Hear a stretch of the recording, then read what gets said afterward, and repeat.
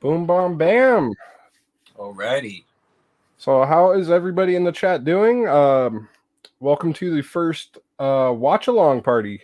Um, Many of you know the gentleman over here. This is Robby Sobel, Here I am. standout member on Killer Flicks and the horror community in general. Um, Robby, tell the people why you're here tonight, sir. I am here to honor one of the most influential filmmakers, not just in the horror genre, but in cinema in general. It's also his birthday today. He passed away 3.5 years ago now, Mr. George A. Romero, and we'll be speaking about his film Night of the Living Dead.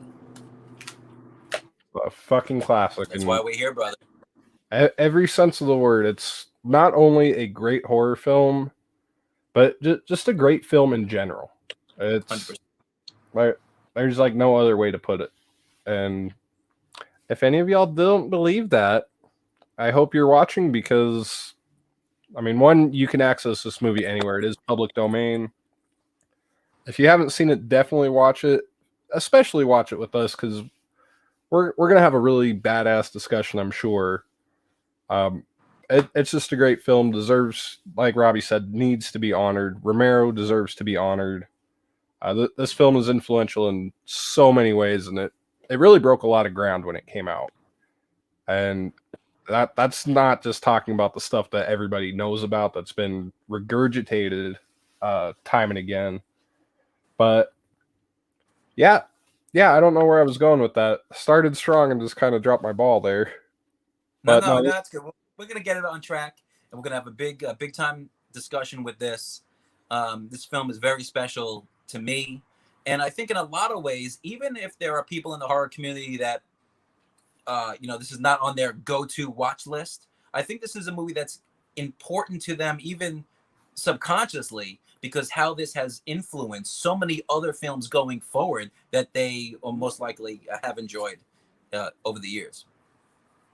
very well stated. Very well stated there.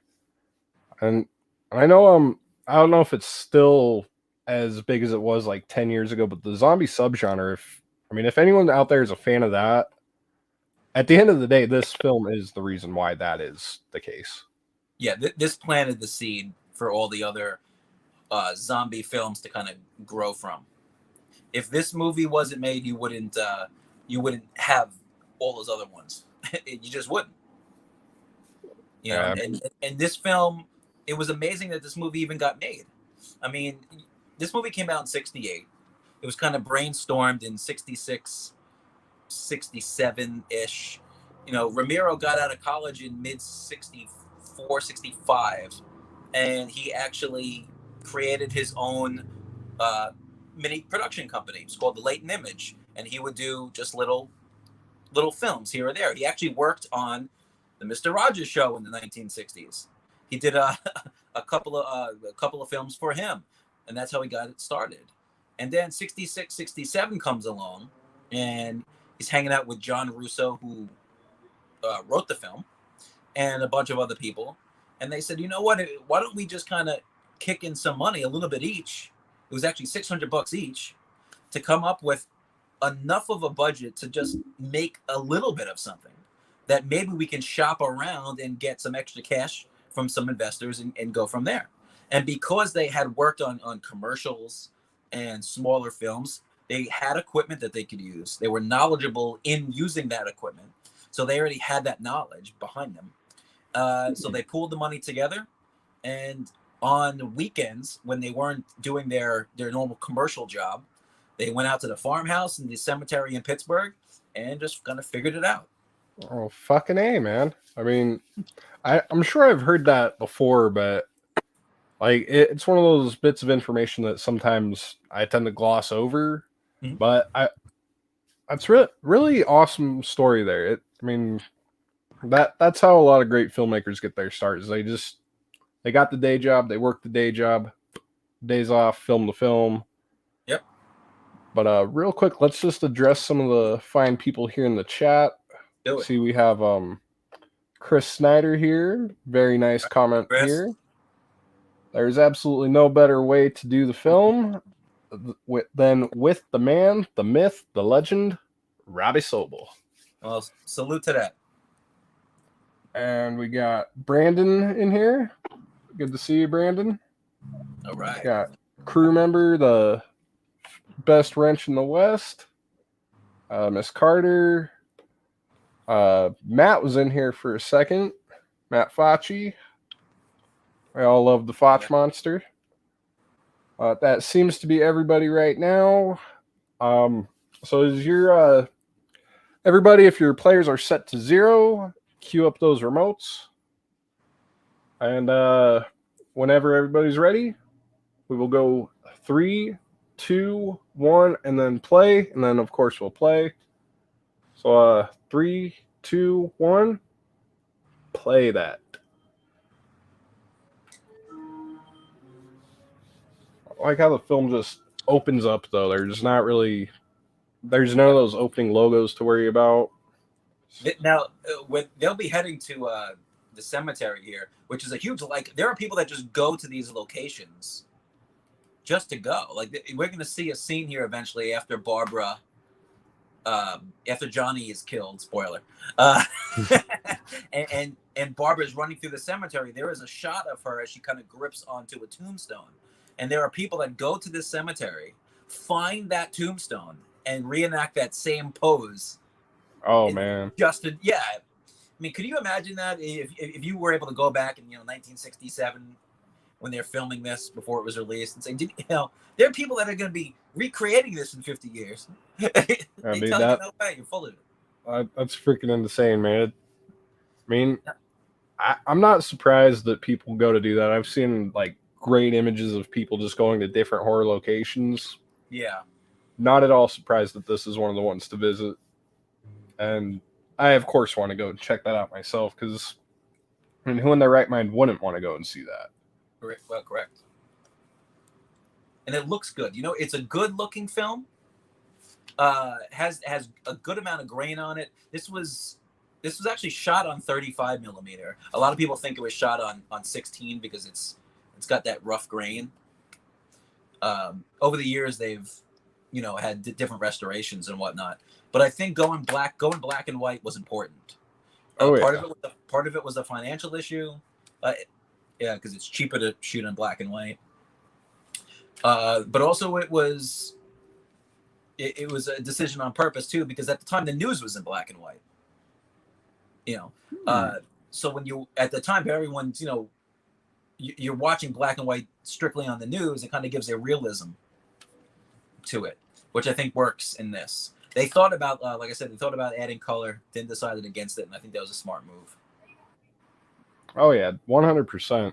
I mean, that's Judith O'Day, who still makes the rounds from time to time on the convention circuit, and playing Johnny is actually Russ Streiner, who's one of the backers on the film and one of the producers. Interesting story too. When Romero got into a car with Russ Streiner, and they went to New York. They threw the film in the trunk and to see if anyone would want to buy it in New York. And on the way there in April of '68 was when the news came on the radio that Martin Luther King was shot. So that is fucking wild. Yeah, so they're hearing this and they're thinking, this is going to be an issue with the movie. Because at the time, you never had a black guy as the main lead in the movie before. Especially not in the movie where they didn't even mention race. And that's one thing I like, too, is that, I mean, it's almost like the elephant in the room, but yeah. I love that it's never addressed. Reason it was, there's a reason for that. When Romero wrote the movie, the character of Ben was an old trucker. It was never written. They never said in the script, white guy, but he always just assumed it would just be a white guy. Dwayne Jones, who plays Ben, got the job for one reason. He was the best actor out of all of their friends. Yeah, that I think is one of the best stories out of the film. I mean, there have been a couple times where I've been asked, like, what's one of my go-to horror films? And this is one of them, because me and my dad used to watch this one a lot. And yeah, like, this film has such a high place in my heart that there are some cool behind the scenes tidbits that I know. Some I don't know, and that's why it's awesome to have you here because like you're breaking down some shit that a lot of people don't know about the film. But Yeah, that's one thing I came across, and I'm like, now that is fucking awesome because you watch it and you think that it was an intentional thing because you had the whole civil rights thing going on, of course. but the fact that it was just the way the cookie crumbled. Yep. That is Happy freaking happy great. accident. Fucking A. Real quick, Brandon, we are at about 4:45, Yeah, roughly. she's there. They're putting their wreath on the grave about now. And Johnny's getting all cynical here. Just a second. He's so good, and isn't this so? He's such a good character. Yeah, he is too. And like I remember the first time I saw this, I don't remember the exact date, but I know the day in history that it was. Because it was the same night that The Walking Dead premiered for the very first episode. Okay, that was And probably what 2007, 2008. yeah, roughly. Because I think they were making a big deal, like the way I say big deal, but they were making a thing that this new show George Romero's kind of, sort of, not really tied to, called The Walking Dead, will be premiering, and in response to that, AMC was playing this one on a loop, I think, Yeah, until that show premiered, and that was my first time watching it, and just seeing all the promo material. You got the whole "they're coming to get you, Barbara." yeah, Like I would think with something like that, that character Johnny would have had a bigger part to play. And again, spoiler alert, folks. Don't love him too much.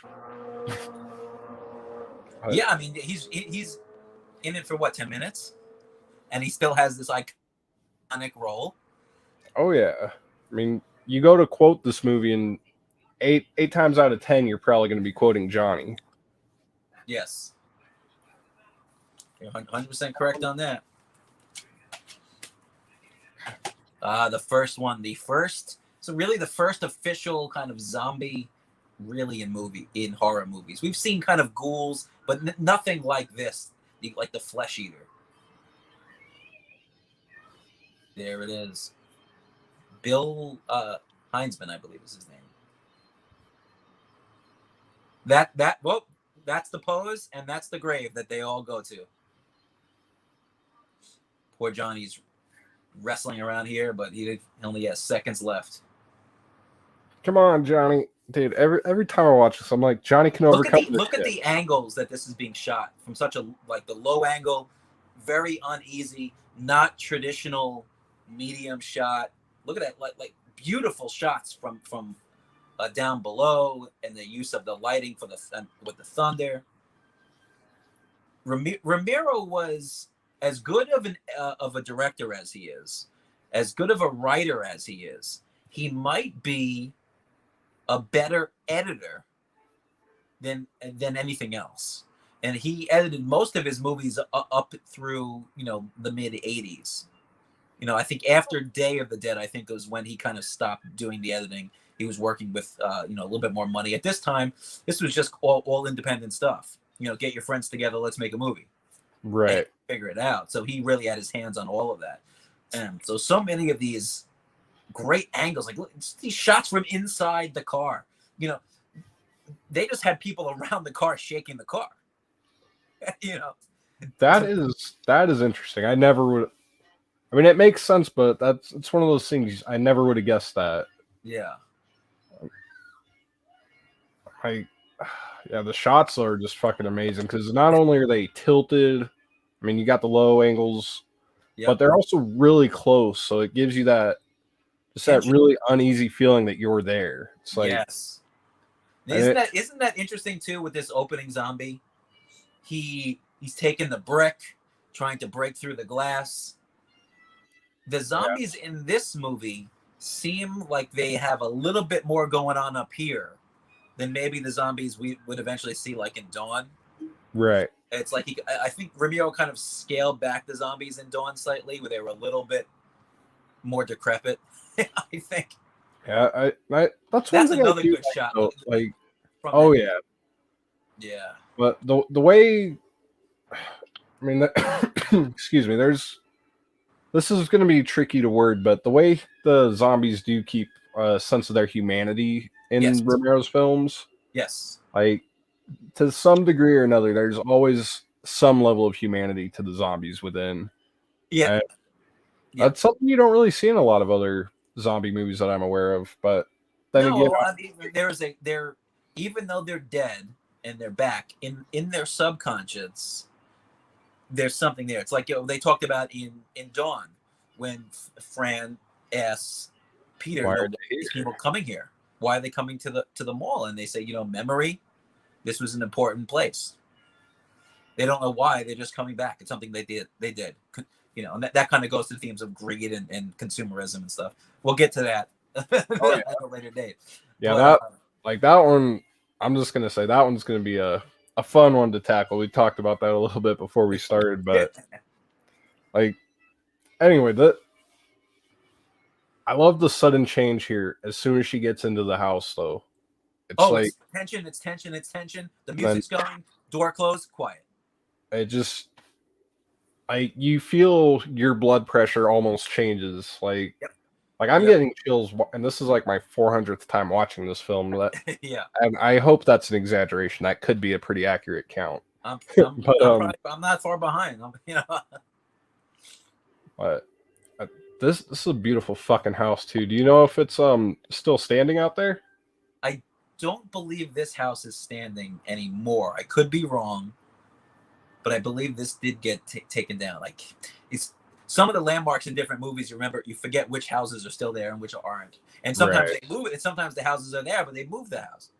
Right. Yeah. It wasn't like the Halloween house that they Yep. just literally picked it up and moved Yep. it.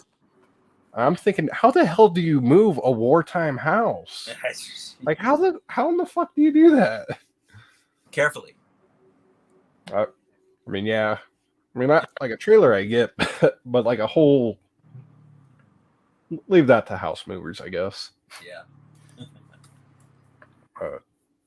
This is just a really nice fucking house. So It is. And I love all the stuff that was in the house was already there. They didn't add anything. This was just rented out. So like all these great visuals of all of the animals dead, taxidermy the animals, that was already there.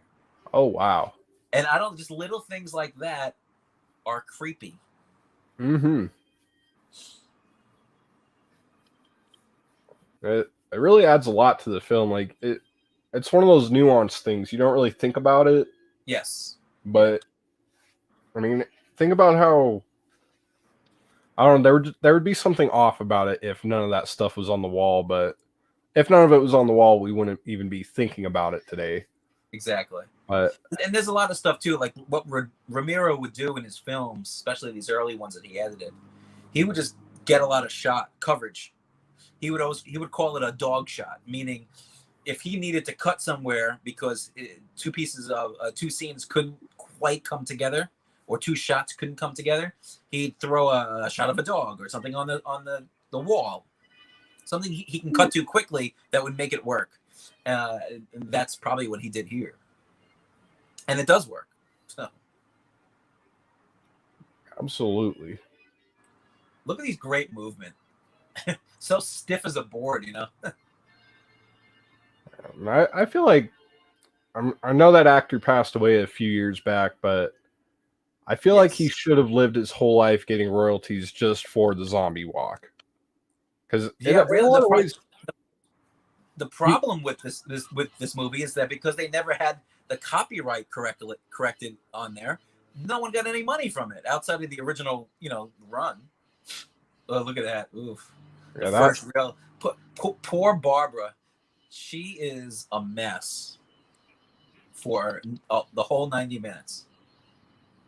But saving the day is probably one of the best heroes in film. yeah, 100%. No superpowers, no magic or anything, just a regular old dude who's just trying to figure it out. Now, you're going to see a scene here eventually. We'll wait to talk about it, where he does something that would not go over. Oh yeah, that scene in a movie now. but we'll talk about why it was very questionable then, and why he didn't want to really do it then, but reluctantly, I think, kind of went along with it. Yeah, I'm not really surprised that. His name is Dwayne Jones, and I believe he passed away in somewhere in the 1970s, maybe. I want to say 88. Was it that late? Like off the top of my head, that's what I want to say, but I could be mistaken. Yeah, I know he was. Yeah, you know what? I think it was in the 80s because he was friends with some of the other people who were in Dawn.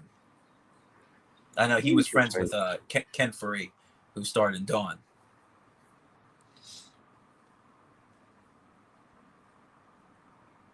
Ken Faree is fucking. Again, we'll talk about that next week, but Okay.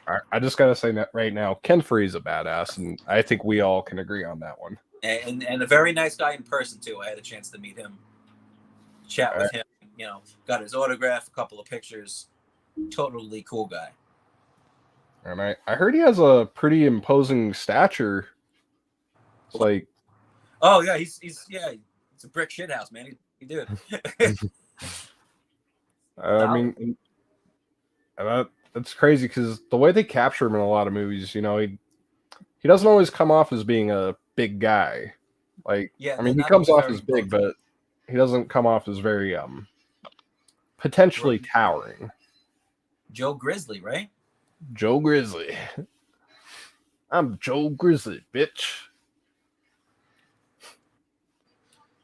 I don't know. Imagine just kind of like being in this situation right now. Imagine you're Ben. You finally find somebody who is, you know, not coming to eat you, but she's clearly mentally cracked. Like, how do you even handle that?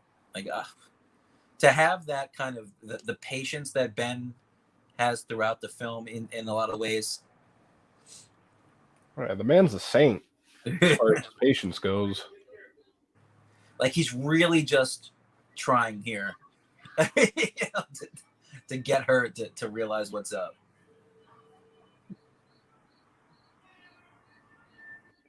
But yeah, I did pull it up real quick. April 11th, 1937 to July 22nd, 1988. 88. Okay, good. Yeah. Good looking out. I said what did I say? 78. Whatever. It was. You just rounded it to a late 70s. It was like, yeah. It's like I could have swore he at least made it past the 70s. Yeah. And crew had us half right. Crew member 33 was close. Ooh. We got Steve Merlo on the chat. How's it going, Steve?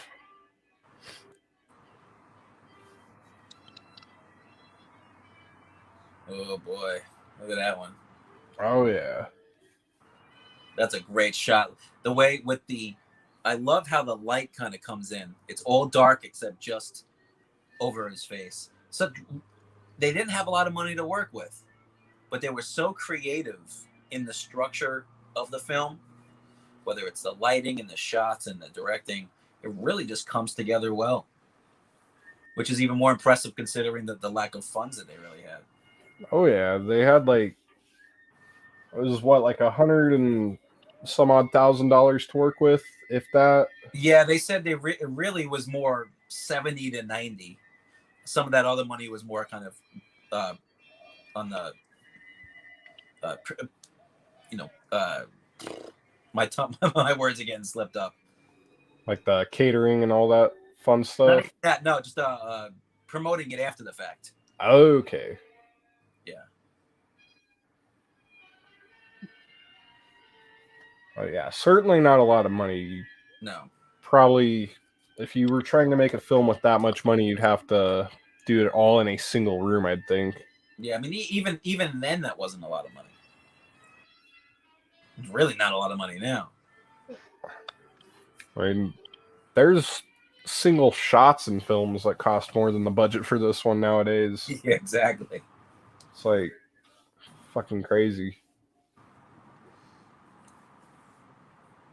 The use of shadows, though, again, I mean, yep. We're probably going to say that like 100 more times. Oh, did you catch that there, though?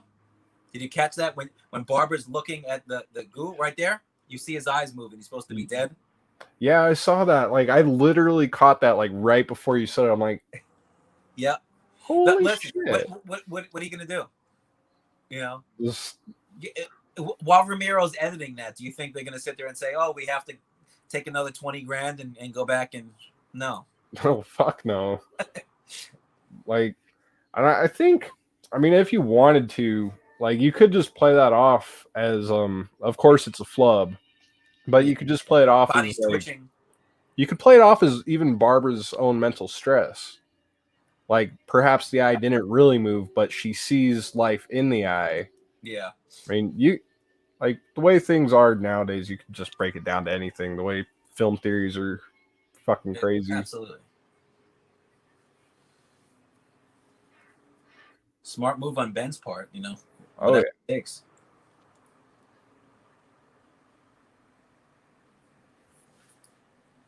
Whew.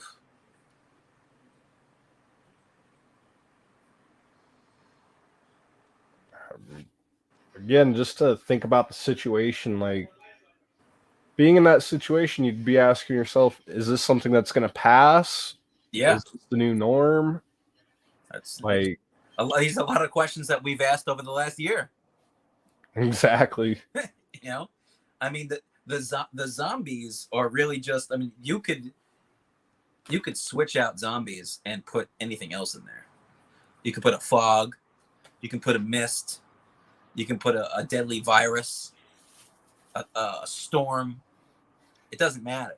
You know, these movies, Romero made these movies. He didn't care about the zombies. That was irrelevant. It's the human reaction to the problem that's outside. That's what all of his movies are about. A problem that is an issue, but could be solved if people got on the same page, had better communication, were able to talk about things and work it out instead of being selfish in their beliefs. And because that selfishness and that greed expand the problem that's outside and make it worse. And I think he was right. Yeah. You know? Yeah, I mean, he's only being proved more and more right each day that goes by.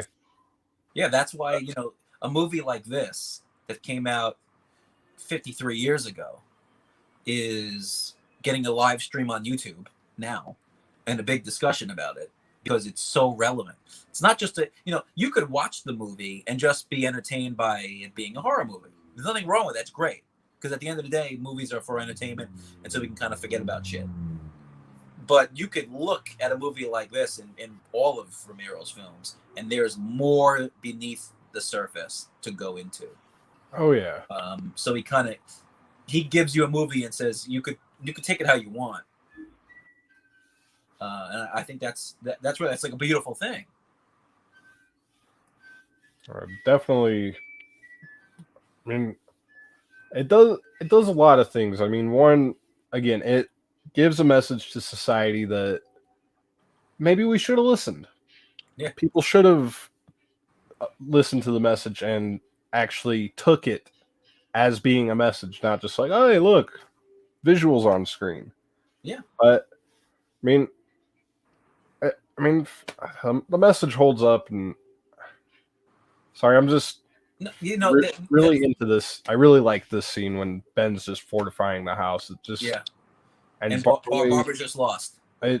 Just the contrast between what they're both doing. She's dicking around, and she starts to dick around more and more as the film goes on. Yeah, and you can tell like her innate being inside is she wants the help.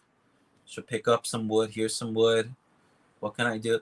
But she's really no help. She's just, you know, she's just scared, frightened, and she probably is in her normal life prior to the film, right?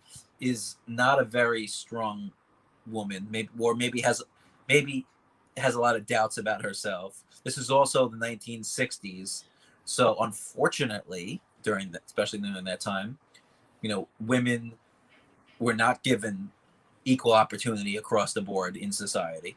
Right. whether it's at home or in the workplace or whatnot. Which we'll see as Ramiro's films go on. They take on the theme of the decade. Works with that a little more. Yes, the women in Ramiro's films continue and progressively become strong figures. So it's not that Barbara is a bad person at all. No, she is just more of an unfortunate reflection of the time and the era of what was going on in society. I think you hit it on the head with that. You'll see that also in the other women in this movie, whether it's Mrs. Cooper or whether it's Judy. Very kind of takes a back seat to the husband boyfriend. Yep. I mean, to bounce off what you said there too, I mean, you could catch a little bit of what Barbara had going on in her normal life. Yeah. Like when her and Johnny go to the cemetery. I mean, Johnny's the very domineering older brother. I mean, I assume he's older just because. Yeah. I mean, but there's something there where you could tell that he's kind of a dick, and he probably says things to keep her down, as not to glorify it, but as was the way at the time. Yeah. It was just the norm. Yeah, and Barbara tries to speak out a little bit. Stop it, Johnny. You're ignorant. That's right. That's about the strongest comeback she has. Yeah, it's and he just brushes it off like it's nothing. I mean, sure, it's laughable dialogue by today's standards. For some people, I'm sure it's going to be laughable dialogue, but I'm sure back in 1968, I'm sure the women who were seeing this in the audience were like, well, at least this girl's standing up for herself. Good on her. Yeah. And they probably had no idea what kind of film they were getting into. I mean, no. Depending on how it was marketed in their area. I mean, Roger Ebert on his first review hated it. He did not like the movie. And he constantly, if you go back to read Roger Ebert's review, he constantly referred to Ben as the Negro. Wow. That shows you how far we've come. Yes, I mean, and I know in the years that followed, he would write another review, almost kind of apologizing for that. A lot of it is the language of the times. You have to, I think, you have to judge movies on the time and the era that they were made. Oh, yeah. They were made for that audience. Some movies, however, carry on. Some don't. This movie does. Oh, yeah. I love this story that Ben tells. One thing I picked up on, I can't remember where I picked this from, but I think there was a video I was watching once where somebody pointed it out. But in the Dawn of the Dead remake, you can actually see in really quick time this story playing out during the opening. Like whenever I forget her name in the remake, but the blonde girl, the main girl, it's like she's driving and then you see the helicopter. Yes, flying over. You see the helicopter. They always say that like that's the helicopter from the original Dawn. And then you see the gas station, the truck rolling into the gas station. Yeah. But I went back to watch the remake and then watch the clip of Ben telling the story here. I'm like, holy shit. Yeah, there's some fun Easter eggs in that Dawn remake. You have Tom Savini plays a cop. Yep. You have Ken Farid plays the priest, who does the no more room in hell line. Yeah, and a few others. Yeah.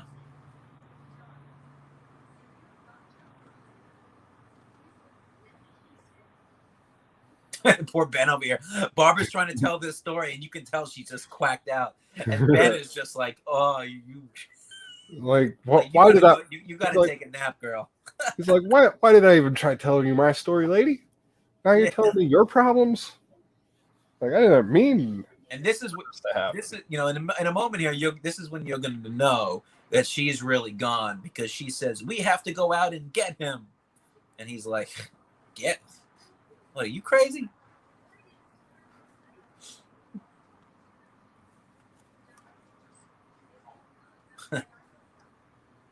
I love this acting by her here because you can tell she's losing it. Oh yeah.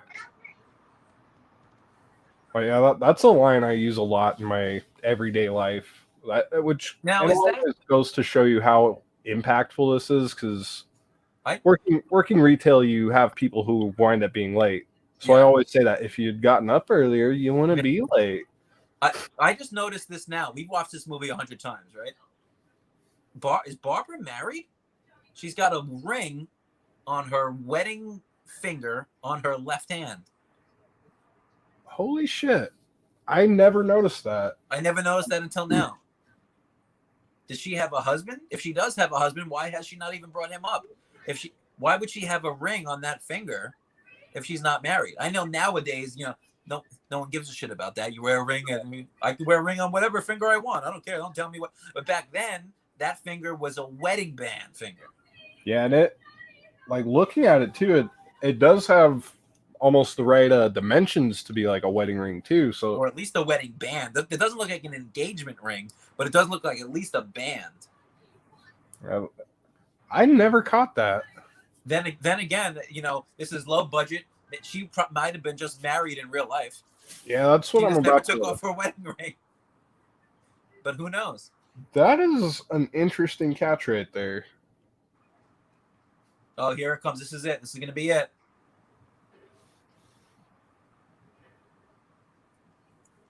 Look at that. Look at Barbara. Oh, God. I think it's coming up. What part are you on here? I just want to make sure we're on the same time. Right now it's Ben's walking with the cup and the bowl in his hand. He's at the door. She's grabbing his shoulder. Okay. I'm slightly ahead, so I'm going to pause it here. All right, you should be good now. Okay, yeah, she just pulled the ironing board off the door.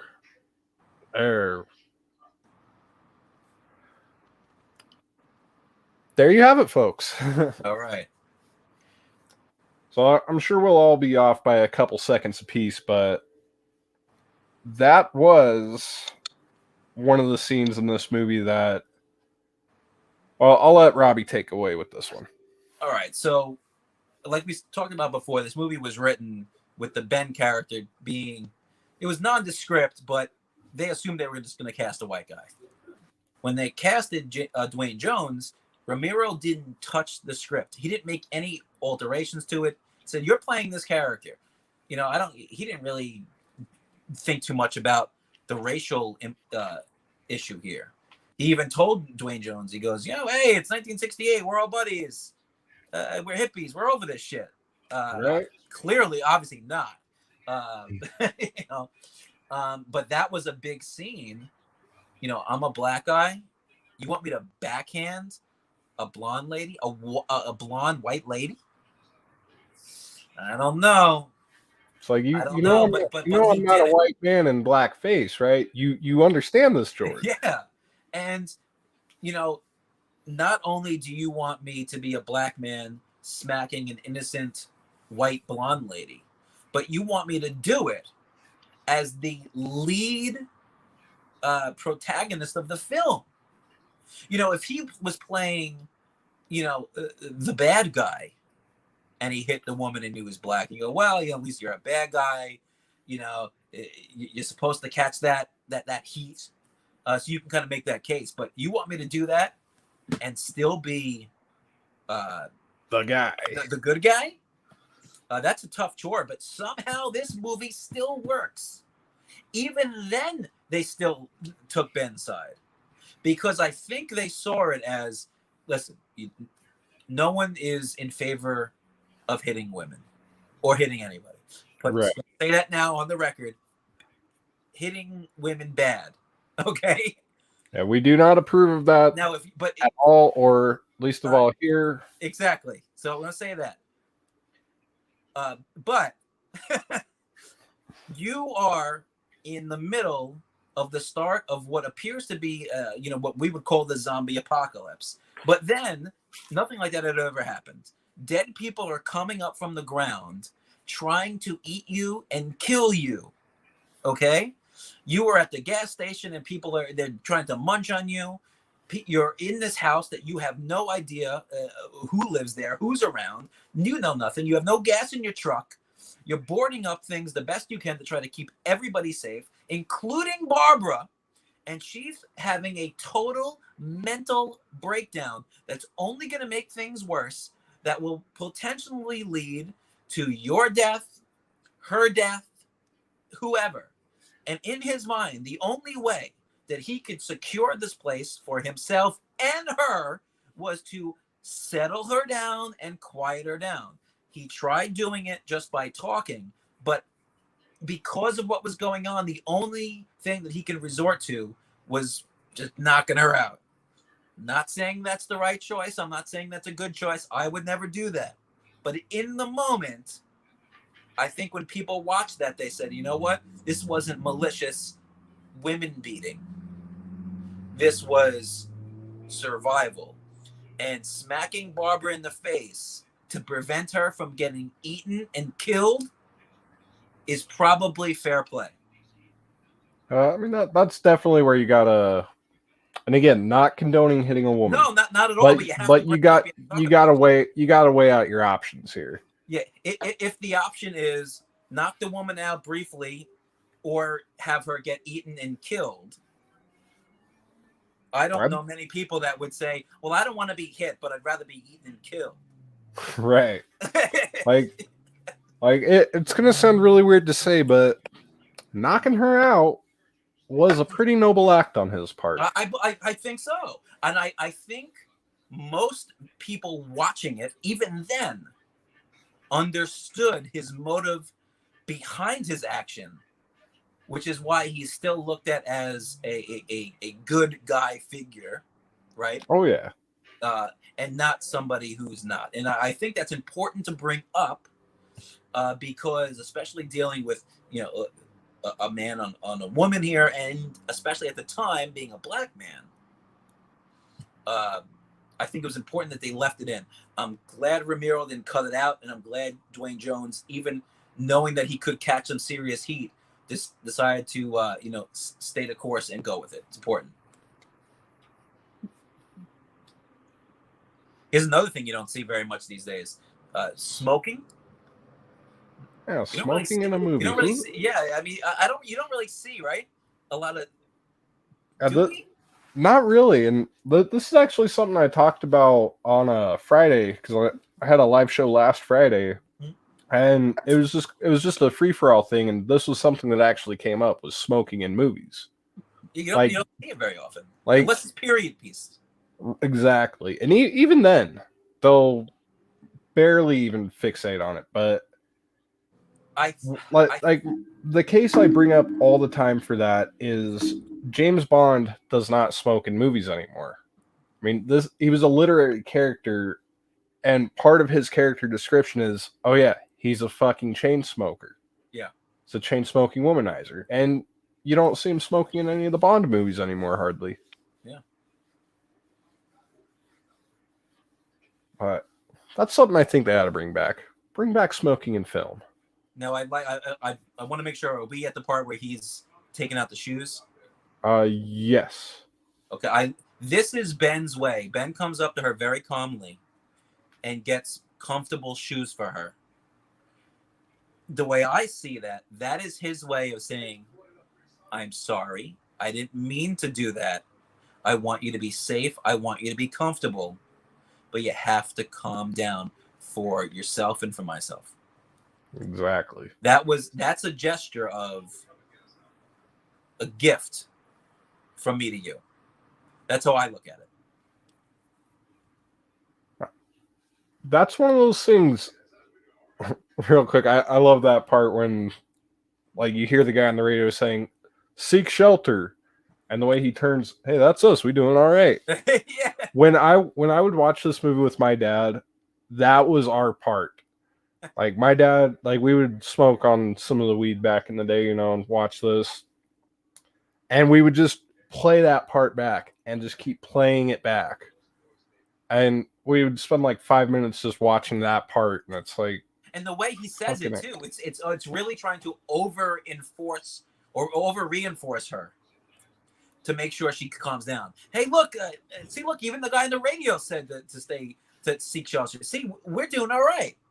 To really hammer that home, calm down. We're gonna be all right, right? It's almost something like you would do to an hysterical child.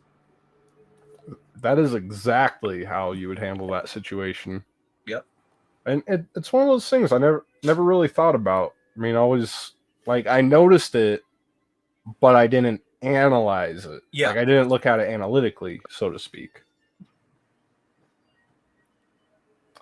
That is a good point, Chris. And yes, that is an almost 30-year-old movie you're talking about. But yeah, watch a modern movie. Yeah. They're not smoking unless it's weed. And definitely, if I might be mistaken on this, maybe you know, or someone in the chat knows. If I remember correctly, there was somebody smoking. There was somebody smoking in the earlier seasons of Stranger Things, and there was a big complaints from people. You can't have that. Kids are watching. They're going to be influenced, so they had to cut it out. Even though in the 80s, everyone and their freaking mother smoked. And that goes back to what you said. Unless it's a period piece, which Stranger Things is. I only watched the first episode, but it's a fucking period piece. Yeah, everyone smokes in the 80s. They should. Oh, okay. So here's a good one. Here's a big scene here. Oh yeah, and this scene gets me fucking white knuckled, and not like nerves, but just out of fucking anger. Cooper. Harry Cooper. That's Carl Hartman, who was one of the backers as well for Image 10 that put in the $600. His wife in the movie is named Marilyn Eastman. It's Helen Cooper. They were actually married in real life. And they had their own production company. Marilyn Eastman did the majority of the makeup on this film. And in Halloween of 2019, so about a year and a half ago, I was lucky enough to meet her at Spooky Empire convention in Tampa. For over 10 years now, I've actually been friends with her granddaughter. She gave me the heads up that her grandmother was going to be there. It wasn't something that was promoted. Absolute sweetheart. She's in her late 80s, sharp as a tack. She signs all the autographs, talks to you about the movie, and has props from the movie and whatnot. Hell yeah. Carl Hartman here, who plays Harry Cooper, passed away in around 2008, 2009. But he is so good in this movie. And, you know, the counterbalance to Ben, it's so perfect. Their chemistry in this movie is off the charts. Oh, yeah. And he really does a great job at playing this kind of character, too. I mean, he's so disheveled. Look at his outfit. Look at his tie, kind of. He looks like the kind of guy. Like, I'm gonna go into the before shit goes down life of Harry Cooper. He's the guy who goes to his 9 to 5, gets off work, stops at Sam's Liquor Depot, grabs a fifth of whiskey, comes home, sneers at his wife and daughter, drinks his whiskey, goes to bed angry. So he comes off. He's basically Archie Bunker. Yes, he comes off very much so as an Archie Bunker. Like my dad is under the impression that Cooper is a guy with white robes in his closet, perhaps. Yeah, well, you know, and it's funny because, like we talked about, even though Ben wasn't written in that way, could you picture Ben as a white trucker? I mean, I could, but having seen this movie so many times, there is no other Ben than Dwayne Jones. And knowing that he's, obviously with Ben being a black man, a lot of that anger that Cooper has, it comes across in a different way. And like, I'm trying to watch it now, like thinking of Ben as a white man. Yeah. Like, but yeah, I could see it as just being, he's just an asshole at the end of the day, is all Cooper is. But with Dwayne Jones being Ben, it definitely adds more layers to Cooper's character. And That's what I like about this film too, because you feel like you do know most of these characters. I mean, Barbara does some pretty good expansion early on in the film whenever her and Johnny are at the cemetery. Yeah. But even though we kind of hear the most about her life, Yeah. I feel like every other character we know a little bit better just Mhm. because of how they interact with one another. Yes. And I don't know, there's just so much to them. You feel like you've known them. Yeah, I Like, mean, and you can relate to a guy like Tom here. He's just this young kid who's trying to keep it together, but he wants to compromise. He wants everyone to get on the same page. You know, he tried to help Cooper. Oh, great shot here. mm-hmm.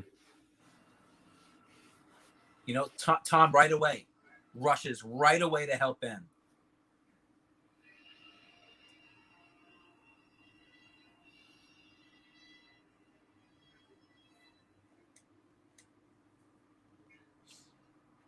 So you can tell Tom is somebody that, you know, you'd want to have at your side.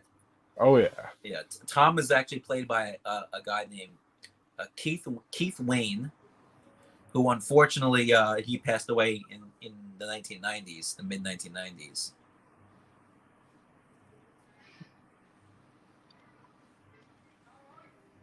He was such a swell guy too. I mean, I don't know much about Keith Wayne's Yeah, personal character, but I mean, if the character Tom is anything to go off of, yeah. I can only imagine he was as nice as the character he plays here. They all said he was a really good guy. Anytime you watch, you know, I watch a lot of interviews and roundtable discussions with people who worked on the movie.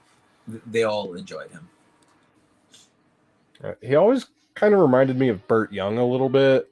I believe no, not Burt Young, not Burt Ward. Burt Ward, excuse me. Who played Robin in the old '60s Batman. Oh, okay. I don't know if it's just the boyish He's a little face. shorter. It's probably the stature and the haircut. We got a little bit of nudity there. And that's I believe that's Marilyn Eastman right there, who also played Helen Cooper. No way. I believe so, if I remember correctly. But I know she did some of that. Yeah.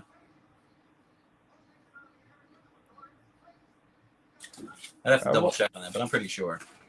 I've always been curious as to how the look of the ghouls / undead. Real quick, I actually see the crew member has a comment regarding that. Do you prefer the words ghouls or flesh eaters in this one when referring to the undead? You know, I always kind of defaulted back to ghouls because that was what was kind of used more. I've always myself preferred the broader term undead, but ghouls does have a nice sound to it, and I always thought ghouls were like something between a ghost and a zombie. Yeah. And I don't know, to hear it utilized here, because I never really understood exactly what the hell a ghoul was supposed to be in the first place. Well, but like when they made this movie, they didn't even think of the word zombie. They just Romero kind of just threw words out there. He didn't know what to call them. They were just these people coming out from the dead, you know, from the ground, you know, who were dead. Right. He like a lot of the base from this movie was from Richard Matheson's I Am Legend. Became a movie later on with Will Smith. That was, you know, kind of the Last Man Standing movie, and it's vampires. This is obviously a little different, but it's kind of rooted in that. I definitely see that. So that's Tom's girlfriend. Are you on that part? Yep. Okay. Judy, her real name is Judith Riley, who's like, you talk about 10 out of 10. That's 10 out of 10 right there. I don't think we give her enough credit. She was also in another Romero movie that was made after this in the early 70s, 71, 72, called There's Always Vanilla, which that's a totally different conversation. That was almost kind of like a romance drama. But it was an interesting film. Romero hated it. But it recently got a Blu-ray release from Arrow Video. And she's really good in it. It's nice to see her again. And Harry Cooper, huh? Fucking Harry. So here's the thing with Harry that sticks out to me. So he gets up there, he tries to talk some shit to Ben, right? Obviously, Ben's like, "You're not pulling this crap with me." You know, the zombie comes in. Tom helps Ben. Harry does nothing. He approaches them after the problem has been taken care of, and you can tell he looks very unsure of himself, weak.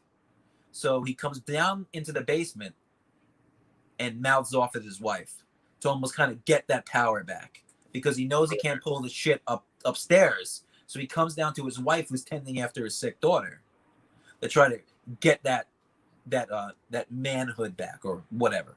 Yeah, and it's that kind of behavior too that kind of I feel almost reinstates what I said a moment ago about how you could tell that he's probably this same guy before all this shit started happening. Like he was. I think you're right. Good point.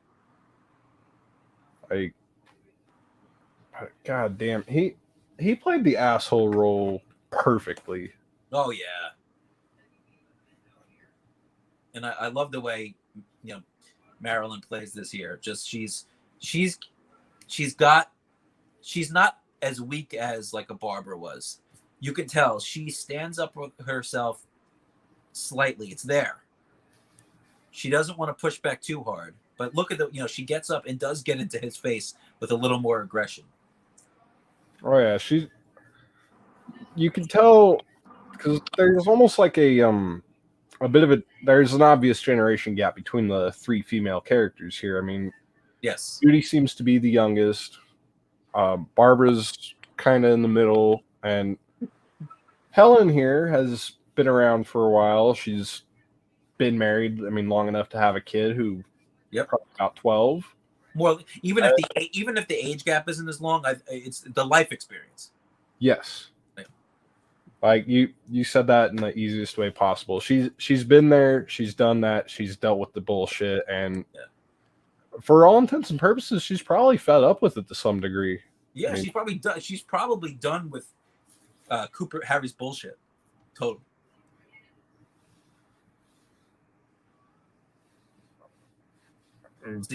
She's quite a catch too, though, Mrs. Cooper. Yeah, you're right. Roxy older. And you know what? And I have to just say this now. So you mentioned that even being an older lady, she gave me hugs and kisses when I saw her. That's my kind of gal right there. Hey, who am I to turn down smooches and some love from a beautiful cinematic superstar? Dude, for real. Absolutely not. Of course like people say Betty White's the hottest old lady.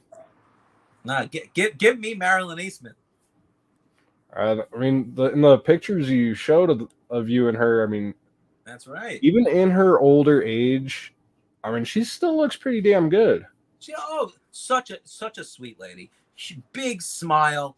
A lot of times you go to these conventions and you meet one of the actors, directors, writers, whoever, and you don't have a good experience, and it kind of sours the films that they've been in for you, and that's a shame. But there's other times where you meet somebody and the experience is so positive that you go to seek out more of their work, or you go back to the other films that you've enjoyed that they were in, and you enjoy it even more. And this is one of those times where I can say, she really, she was an absolute sweetheart. Her granddaughter, who I know, is a wonderful person as well. And it was a pleasure. And it's great to know that so many of these people that you see on screen had a big impact behind the scenes as well. Like I said, she did a lot of the makeup, and, her husband also did a lot of the production behind the scenes as well. So, it was really all hands on deck. I mean, it's one of those things too. I mean, it makes sense, but you don't really think about it. I mean, especially all these years later, but I mean, it's really cool to see how these people all threw in their fair share. Yes. I mean, community effort. I love how Barbara's just sticking around with the doilies on the. I was thinking of that too. She's just she's out of it, man. She looks look like at that rock on her finger. if she shows that again, man, that was a really good close up of that ring. I want to know. I want someone to do a prequel. I want to know Barbara's life here. Who she met. Who's the guy that put the rock on that finger? It almost looks like a different ring, like almost as if she changed that bitch out. Like, I've been promoted. Check it out, guys. That's right. But good for her. And look at just Harry is such a son bitch. I don't know what to make of his reaction there. Her brother was killed. He just kind of looks like, yeah. Like, good for you, kid. Like, sorry, Helen, I wasn't listening. What'd you say?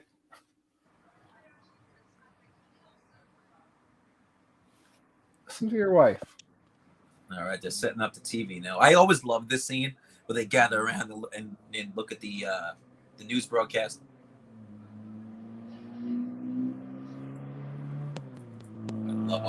Ben is great. That's right. Take orders from me. You want to be boss down there? I'm boss up here. I love that. So that guy right there is Chili Billy Cardell. He used to host a TV show in Pittsburgh, Chiller Theater, which would show horror movies at night. Huh. His daughter is Laurie Cardell, who played Sarah, the lead actress in Day of the Dead. No fucking way. Yep. There you go. 6 degrees of separation of Romero. That it is. Or if that's an old reference for some of you guys out there, you could call it the Romero verse. Yeah. Chili Billy. One of our Italian brothers here, Foch Monster, says had to stop back in and show some love for sure. Damn right you did, Matt.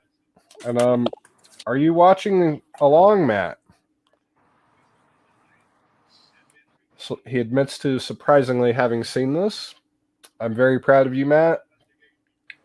I don't know if you know this, Robbie, but Matt loves his slashers. I mean, we all love a good slasher film. Yes, we do. Yes, we do. But in the Stream Demons, we tend to joke with Matt for watching nothing but slashers. So he had to joke on his own behalf there. Surprisingly, yeah, I have seen this one.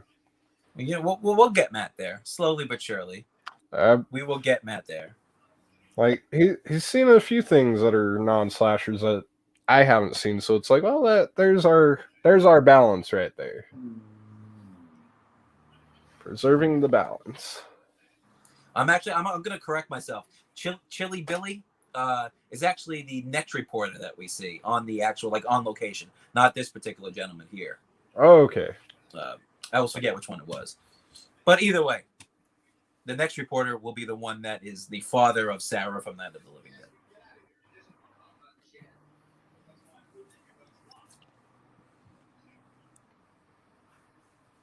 Oh man, I hope that's not the 3D one, buddy. Which one? Texas Chainsaw. Oof. Which Texas Chainsaw? I think Matt posted about that earlier.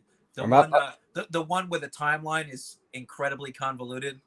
Yeah, that's that 3D one. Yeah, where it's supposed to take place. It's like timeline wise, it would take place. Should be 94.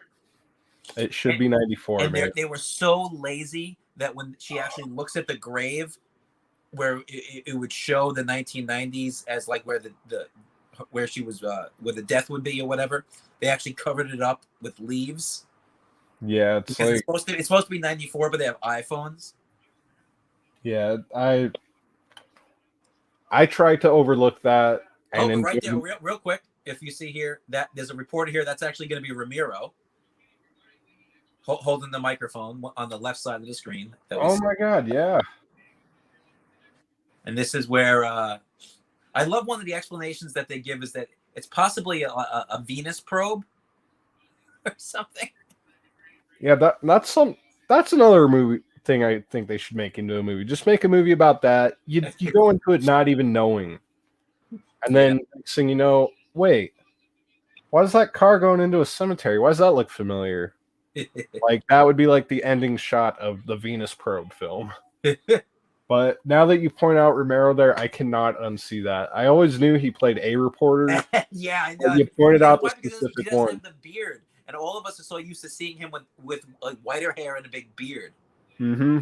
At least fucking give him the big glasses. Like Oh, the I glasses, love the Romero glasses. So like, great, isn't it? that I would have caught it if he had the glasses, but I even caught that little bit of, that old gravelly tone he had in his voice. Like I kind of caught that too in that second. Yeah. Like holy shit, that is Romero, and I will never unsee that. No, and the whole thing too, when they give like what could the reasoning be, Romero always said they actually had given, if I believe, 2 or 3 other reasons for what it could be. He never wanted to have a reason. That wasn't important. Right. The point is that shit is happening, and people who should be able to handle it can't because they're incompetent. That's it. Don't go into this deep dive of what caused the. It's irrelevant. It doesn't matter. It doesn't matter at all. It's how we handle these problems at the end of the day. That really does go. I mean, it goes right back to that exact thought right there.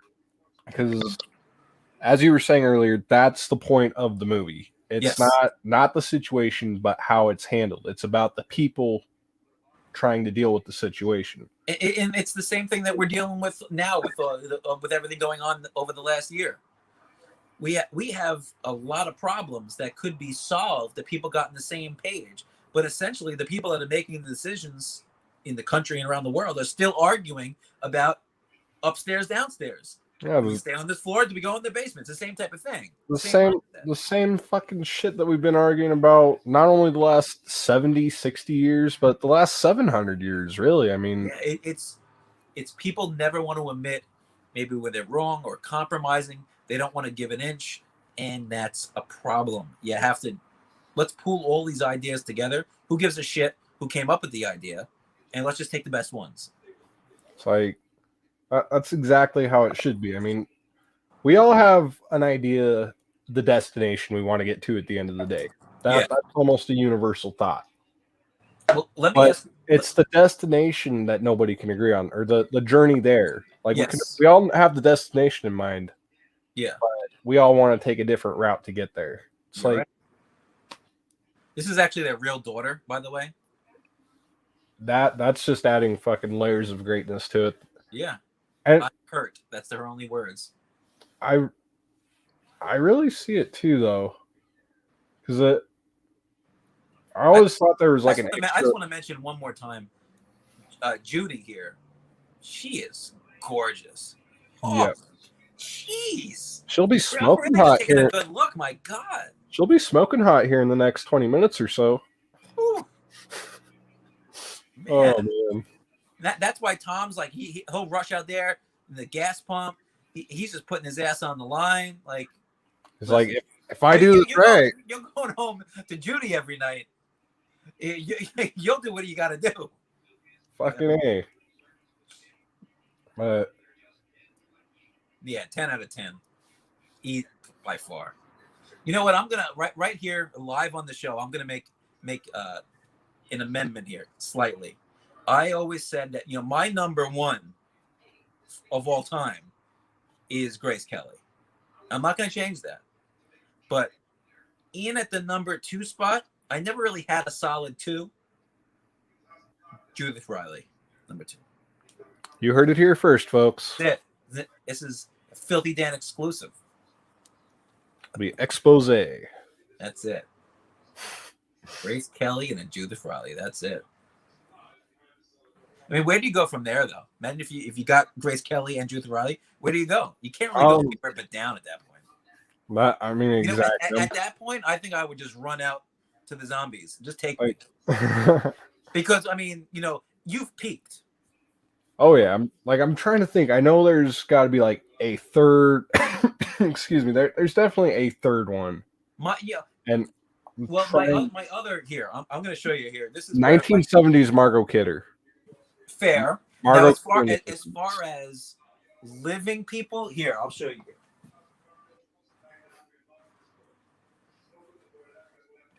So exciting. Living people would be that one right there. Yeah. I met her the first time I met her. She was 8 months pregnant, and I was about 60 pounds overweight. So I was a mess, total disaster. And it was a cool picture. Kane Hodder face photobombed us, so that was a cool shot. But on the day that I met Marilyn Eastman, I met Danielle Harris, who was again, and I even told her, I said, listen, I said, you know, I've met you before, it's great, but you know, I told her the whole, you were pregnant, I was fat, the whole thing, and we had a good laugh, and I had a much better experience Hell with it. So she's kind of the current number one, like living. right. So yeah, you know, I have my no longer with us list and now a living list. Yeah, but the no longer with us list sometimes makes me feel a little weird, if you know what I'm getting at there. It's like that's why I think about them in the shower. It's like get the dirty thoughts out and clean off at the same time. It's very true. Very true. Gotta wash these bad thoughts. Like, I can't be thinking like this. No, you should have seen me watching Amityville Horror, though, the original. Oh, okay. Oh my god. My lady friend was like trying to block me out, like just trying to ignore me, because every time Margot Kidder showed up on screen, I'm like, God, just, I'm sorry, but look at her though. I'm sorry, but look at her. She's gorgeous. That's it. That's it. She's like, will you shut the fuck up about it? I'm like, I'm trying, but I can't. I'm apologizing to you. But I can't look at her. And look at Tom spitting game over here, man. Like, listen, honey, I got you. You're in good hands with me. Obviously, it turns out in the few minutes here he's full of shit. Oh yeah. But he's trying here, and she's buying into it hook, line, and sinker. I almost want to see. And you if you look at here, Tom is not confident. He looks very scared. He looks very nervous. But as a good boyfriend, I wouldn't think they're married or anything. I would say he's probably his her boyfriend. Yeah, they seem like they're working. Reassure her and be a good boyfriend, and you know that's nice. I think that's a good thing. I like how he mentions a former thing that they had to deal with, that flood. Yes, and that's another, that kind of goes back to what I was saying earlier. Like you hear little things about some of these characters to where you feel like you know them because you know a little bit of what they've been through. I feel like that flood would make an interesting film in and of itself too. You know what? We could, just by this movie alone, we have already branched into a prequel movies and potential TV series. Yeah, I mean, you know, the flood, the Venus probe, what was happening with Barbara in her marriage. Why is Harry an asshole? The Harry Cooper show. You know, Harry and the Klan. You know what I mean? The Coopers. The Coopers. The KKK. The Coopers. Oh my God. The Coopers. Cooper, and Cooper. Get Rob Cordy to play Mr. Cooper. Because I mean, if they remade this movie today, you know that's probably who they would pick just off the appearance alone. Yeah. See, this is what Judy makes a terrible decision here. Oh, look at this. Harry, very comfortable with those white sheets. See, this is all. You know what? I don't know. Romero might have wrote that in there. I don't know. Probably not. He probably said something about it. Of course, when Dwayne was out of room, I'm sure. But he went up to him and said, "Hey, what's your name again? Carl. Hey, Carl, come here. I want you to pretend like you're the most despicable white man. You hate this man. You know why you hate him. Don't make me go into detail because we don't want to talk like that. But that's your character." That's it. But he is trying to help here a little bit. He's trying to keep his own bullshit in check. Right. He knows for sure he's doing the right thing, but he's reluctant to do it because it's not the way he was wanting to go about it. Exactly. Well, you know what? Let me ask you this before we forget. Ben wants upstairs. Cooper wants downstairs. For me, I think I would stay upstairs until I had no other choice and then go downstairs. That seems like the logical reason, I think. Do you disagree with that? Oh yeah, fucking definitely fortify the upstairs. Like, yeah. And like you see Mr. Cooper doing a little bit. And here, that's where Cooper should have pulled a Ben and just fucking slapped Judy. Cooper slams the door and won't let my girl Judy in. And this was a bad. That 10 seconds right there really fucked them up. Yep.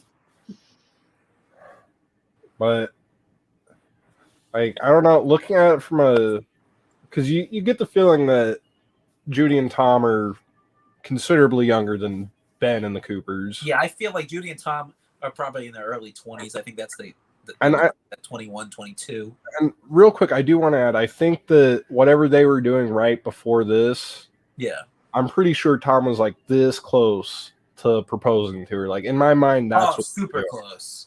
In my mind, that's what they were doing on the early afternoon here. I kind of like them. He seems like a good guy for her and vice versa. Oh, yeah.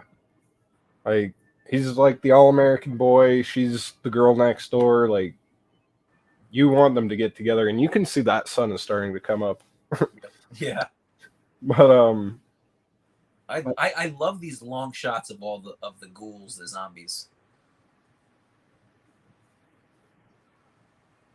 But damn. But yeah, I remember what I was gonna say. There's that young love aspect, and I think there was something in that. Damn it, Tom. That caused Judy to chase after. Oh fuck! There you go, Tom. Yep, and damn Judy's jacket now.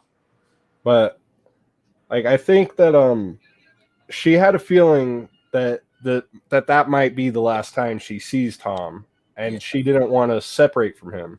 Now this is a bad move on Tom's part. Oh yeah, bad move on. Yeah, fucking god damn it, Tom.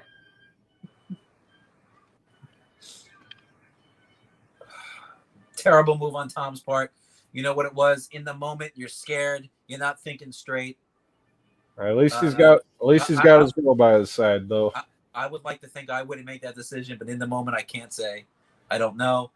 You try to get out, Judy. If you didn't have that stupid jacket on, you guys would have lived. But Judy, that boom done.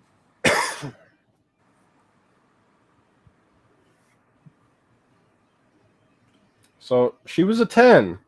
But now she's smoking. Yeah, now, but fucking. I like to think Cooper's regretting because you get that minor zoom in on Cooper there. Yeah, I don't know. Maybe he's. I think what this does show is that okay, so we have it's clear we have our good guys or good people, right, and bad. But that doesn't mean that our heroes are without fault. And it doesn't mean that our villains don't have some type of redeeming qualities, even if it's slight and kind of a little deep there. Right. You'll see Harry's trying to help a little bit. Not totally a piece of shit. Helps a little. But at the end of the day, Harry is a coward. He's a weak man who probably bullies his wife around to feel like he's superior. But when the shit hits the fan, when the zombies come and you have a chance to help Ben, but you cower and you just really, you can't do it. You try to help slightly, but you just can't fully get there. You should have done it sooner, right? Exactly. Harry's helping here, but if he would have helped out earlier in the film, maybe he wouldn't have these problems. You said it. You said it right there. And boom. I feel like the only reason he's helping here, the only reason he was helping Ben at this point, is because like, oh shit, our chances of survival look like they went up a little bit. Maybe I should help Ben. And then Ben's like, you know what? I just had about enough of you. Beautiful right hands by Ben. And he should have.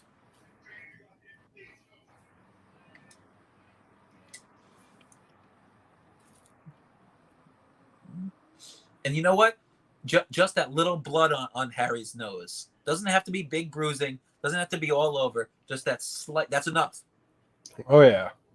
Subtle, I but was to the point. I was just thinking that too, and like also the way that shot was set up, Yes. where you kind of see Once again, even look at this shot here from inside the truck. Low angle shots. Romero's shot selection is just through the roof. Oh It's yeah, absolutely fantastic. It's guerrilla filmmaking. This is not the type of shit that you go to film school and they say, you know, long shot, medium shot, crane shot, you know, close up here. None of that. This is just, I'm going to figure it out. And if it's going to work, it's going to work. If it's not, it's not. Whatever. just play it by ear. The only thing that kind of got me slightly was when they just approached the car here, the truck. Was it still on fire at all? It looked like it was just Was it slightly? Because the whole thing is that they're afraid of fire. like it looked like it was just at the charcoaly stage, like you know, like So they probably would have waited. yeah. I mean, because we don't really know how much time is passing in here, but it definitely wasn't too long a time. Yeah. And you could see Cooper has recuperated. Yep. But yeah, the time we don't really get an idea how much time is going on in the film, but Agreed. I like to think it's been at least an hour, maybe. But real quick before it gets too far back, I mean, this was a shot that happened like 3 minutes ago for those of you in the chat or watching in playback. Yeah. But the shot where you see Mr. Cooper on the couch there with a little bit of blood coming off his nose, you notice that there's that throw pillow blocking half of his face.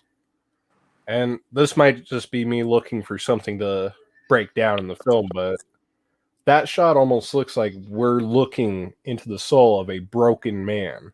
Yeah, he's no longer a whole man. That's why we only see a small part of him composed there.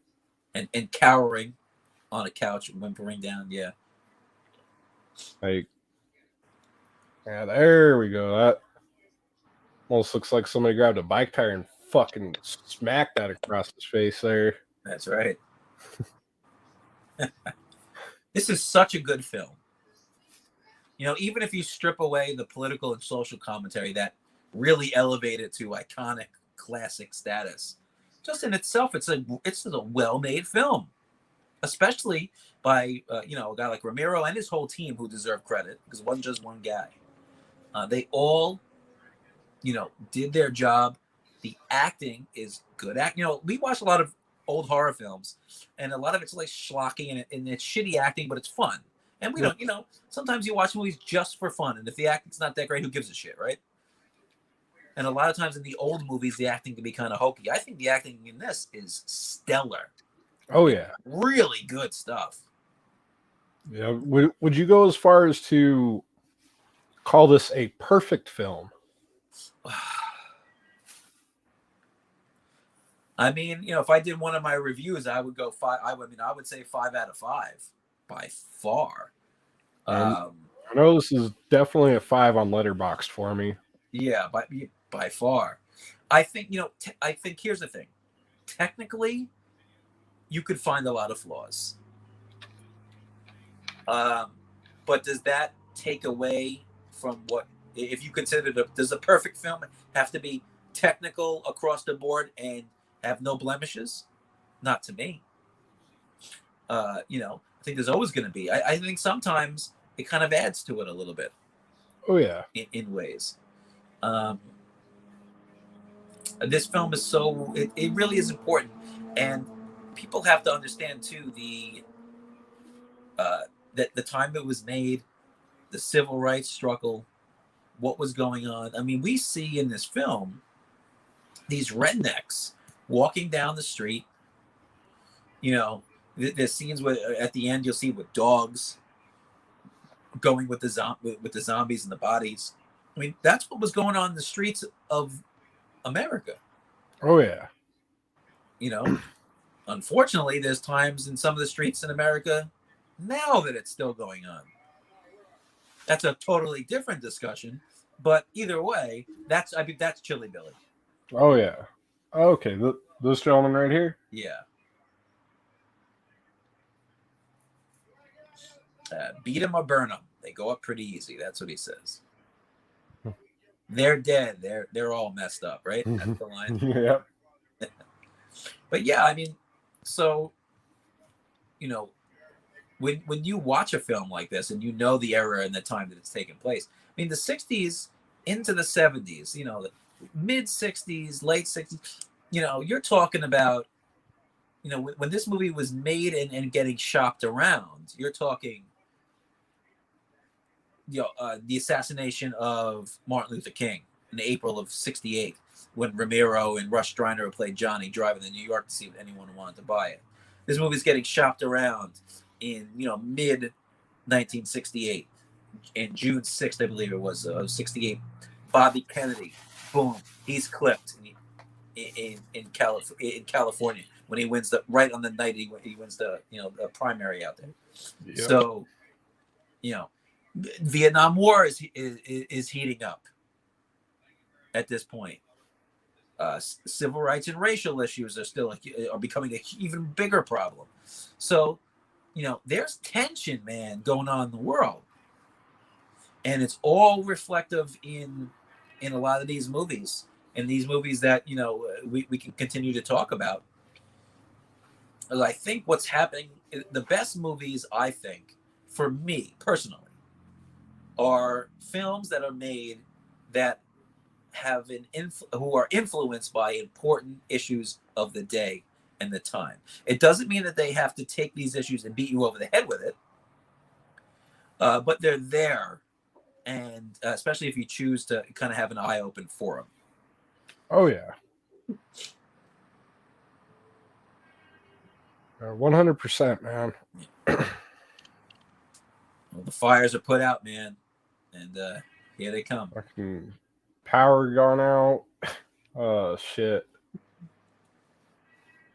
And I love these close-ups to the faces, right? Oh yeah, it's really uncomfortable, and again, it adds to that tension, and you got the music just sparsely. Great soundtrack on this. Great score. It's like fucking. There's just something about those slow separated notes right there that just. Yep. It hits. And here you don't need to be hit over the head with the constant killing and gore every 2 seconds all the time. I own tons of movies like that, and I love them, but you don't need them in every type of horror film. That's what's so beautiful, I think, about the horror genre, is that there are so many subgenres within the genre that there's something for everybody. I wrote an article about this. I think you might have seen it, where I kind of broke down 3 types of horror fans. I call type 1 like the stick figure fan, right? Ones who like just basic stripped down horror films, no real meaning behind it other than let's just have some fun.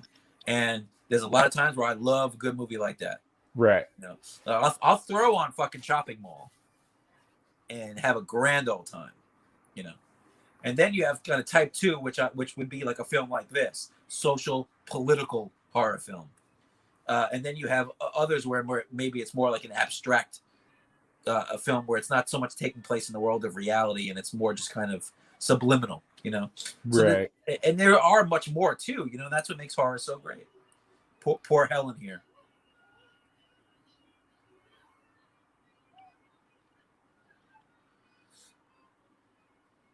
Fuck you, Harry. That's it. Caught the bullet to the gut that he should have got to the head about an hour ago. It's like, how many of their troubles do you think would have been bypassed had Ben just fucking ended Cooper right then and there? Yep. At the end of the day, was Harry right, though? If you had to pick one or the other at that moment. Basement? You only have to worry about one door. That is true. But Fuck, see that? And that's a tough argument because you could you're make the argument for either way. Like you're almost trapped like a carrot in the basement. Yeah. You're trapped like a fucking carrot in the basement. Yeah, I only have one door to board up, but if they get in there, there's only one way to get out, and you're fucked. Oh boy, look at that! How did she already rip that arm off already? That's crazy. Well, I guess he was already kind of ready to die anyway, right? Right. Oh. This is an iconic scene in film. Not forget about just horror films, cinema. That beautiful angle of Helen Cooper on the ground, and then looking up. Look at that! I love that. Showing her on the ground like that. Woo.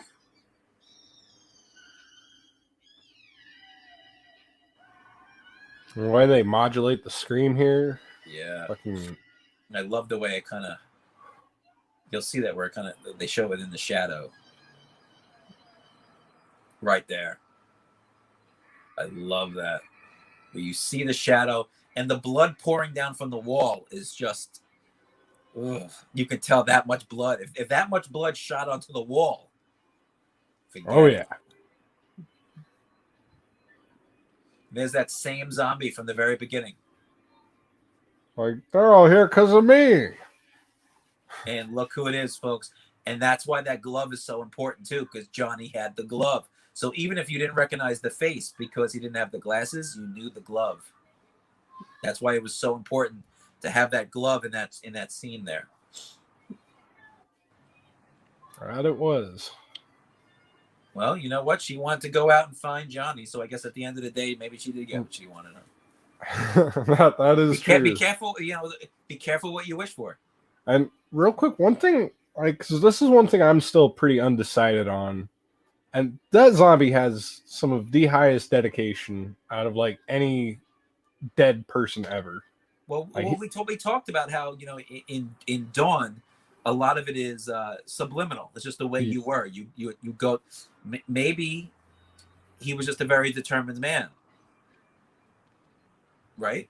That is true. Or maybe he lived in that house.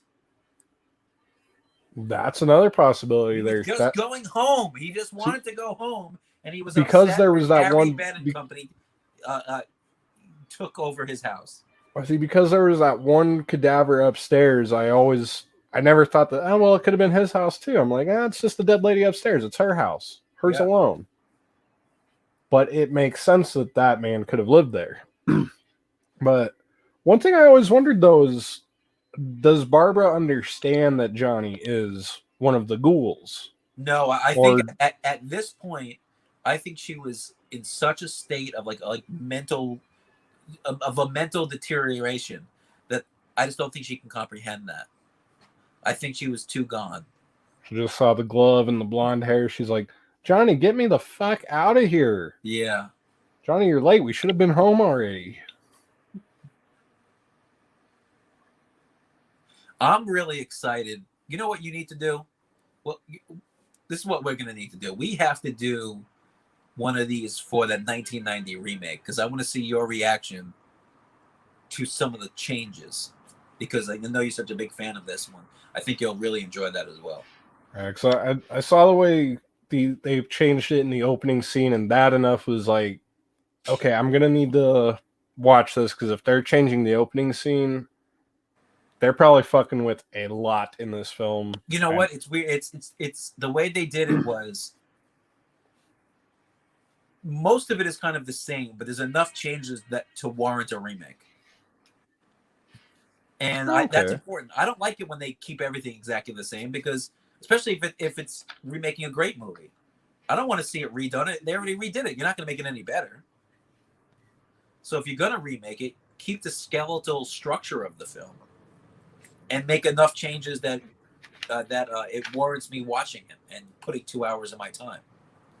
I mean, like what really sells it for me is there's a couple names in the film. Yes. That pique my interest. I mean, you got Bill Moseley. I saw Tom Toll's name on there. Yes, he plays Harry. Dude, that's fucking perfect. You got Tom Savini directing it. Yep. Tony Todd, George Romero, you said wrote that one. Yep. I mean, those names in and of itself makes it worth checking out. I'm blanking on his name now, but there's an actor who plays Tom. I'm blanking on his name, but he was also in Texas Chainsaw 3, and he was in Nightmare, Friday the 13th Part 7. Oh, fuck yeah, I know the guy you're talking about. Fuck. I'm very upset that it's something Butler, I think. William Butler. There we go. Yeah. As soon as you said Texas Chainsaw, I'm like, oh yeah, he's that fucking guy. Like you said Texas, I'm like, yeah. Yeah. So here's the ending here, and this is really, I mean, this is a tough ending. This is a heartbreaking ending. So, question here though. So, crew member was reading a lot about this film earlier and noticed that the dead woman upstairs never comes back to life. Her brains were probably beaten. If your brains are taken out, you can't come back. And the way we saw her face, the way it was so disheveled and beaten in, it was highly likely that something happened with her brain that she didn't get reactivated. That's what I assume, right? That makes sense because she, in the words of the chief, she's all messed up. Yeah. Said beat them or burn them. They go up pretty easy.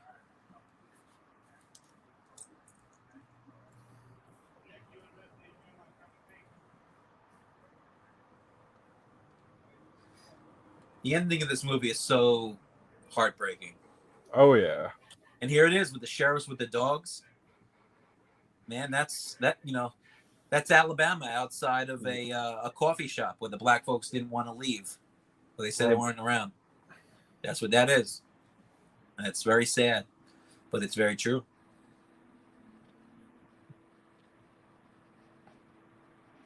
And I think that, Ben, once again, going back to the race thing, Ben being a black man is the ending of this film takes on a completely different meaning now because of his race. Right. I mean, you look at it, you look at Ben as a person, as you should. Yes. And you think, okay, sure, they thought he was a zombie. But you look at it in the context of 1968. Yes. I don't think they would have given two fucks either way. They were like, hey, look at that in the window. $50 says I can get him right between the eyes, Chip. Yep. All right. Fucking, but yeah. Tasteless joke aside, but yeah. I mean, because originally it was supposed to just be a case of mistaken identity. Right. Oh, we think he's a ghoul. But you could look at it and it's like these racist redneck white Southern folks. They see him in there. Do they see him with a gun in there? Why would the zombie have a gun? Why is he creeping like that? You can make that argument. Just the fact that that's even there slightly is enough to make it a big deal. And that's something, I don't know. There's the way, God, I wish we could have George Romero to talk about it in today's climate. Yeah. So I know he's talked about this one quite a bit, but I wonder how he would talk about it in lieu of 2020. Yeah. But I mean, there's like 8 different ways you could watch this film. Like eight different perspectives you could walk out with. Yep. Here it comes. Here's this guy that we've grown to really care about for the last 90 minutes. And just like that, done. Boom.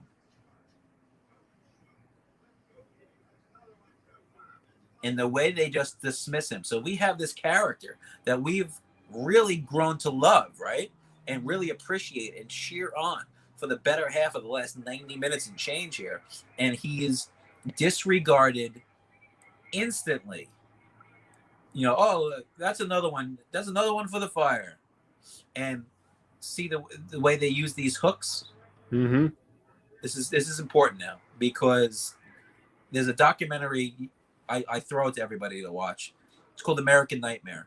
It's the movie that got it's the documentary that got me to go from being a horror movie fan to someone who wanted to go further with it. I went to college originally for film production, media production, and one of the reasons was that I watched a documentary, like I said, American Nightmare, and they interviewed Tom Savini in this documentary. He was a combat photographer in Vietnam. Yep.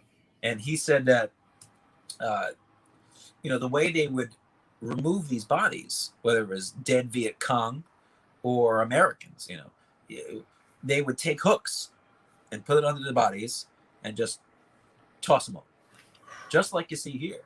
So to see Ben, that character that we've really grown to care for, they won't even touch him. They just throw him to the side and burn him up. And it's a heartbreaking scene. And it's very sad. I think the use of the still pictures here. Yeah, it really it adds a lot of weight. Yep. And look, I just noticed this now. Did you see the zombie that he was right next to? Yep. That's another thing I just noticed. That was the opening zombie, yeah. And they're just burnt together. But I think the use of the still pictures were really important because it does come across as a little more realistic. It's like you're looking through a history book. Right. And then just to end it on the fire that's tough stuff. But it's a great film. 50-something years now it's been standing. People are still talking about it. I hope 50 years from now people are still talking about it, and I would bet that they would. I would fucking hope that they would. I hope to be probably a little senile because I've taken a few blows to the head in my 20-some years that I've been alive. So I'm not gonna doubt that in my advanced age I probably will be a little out there, kind of whacked out.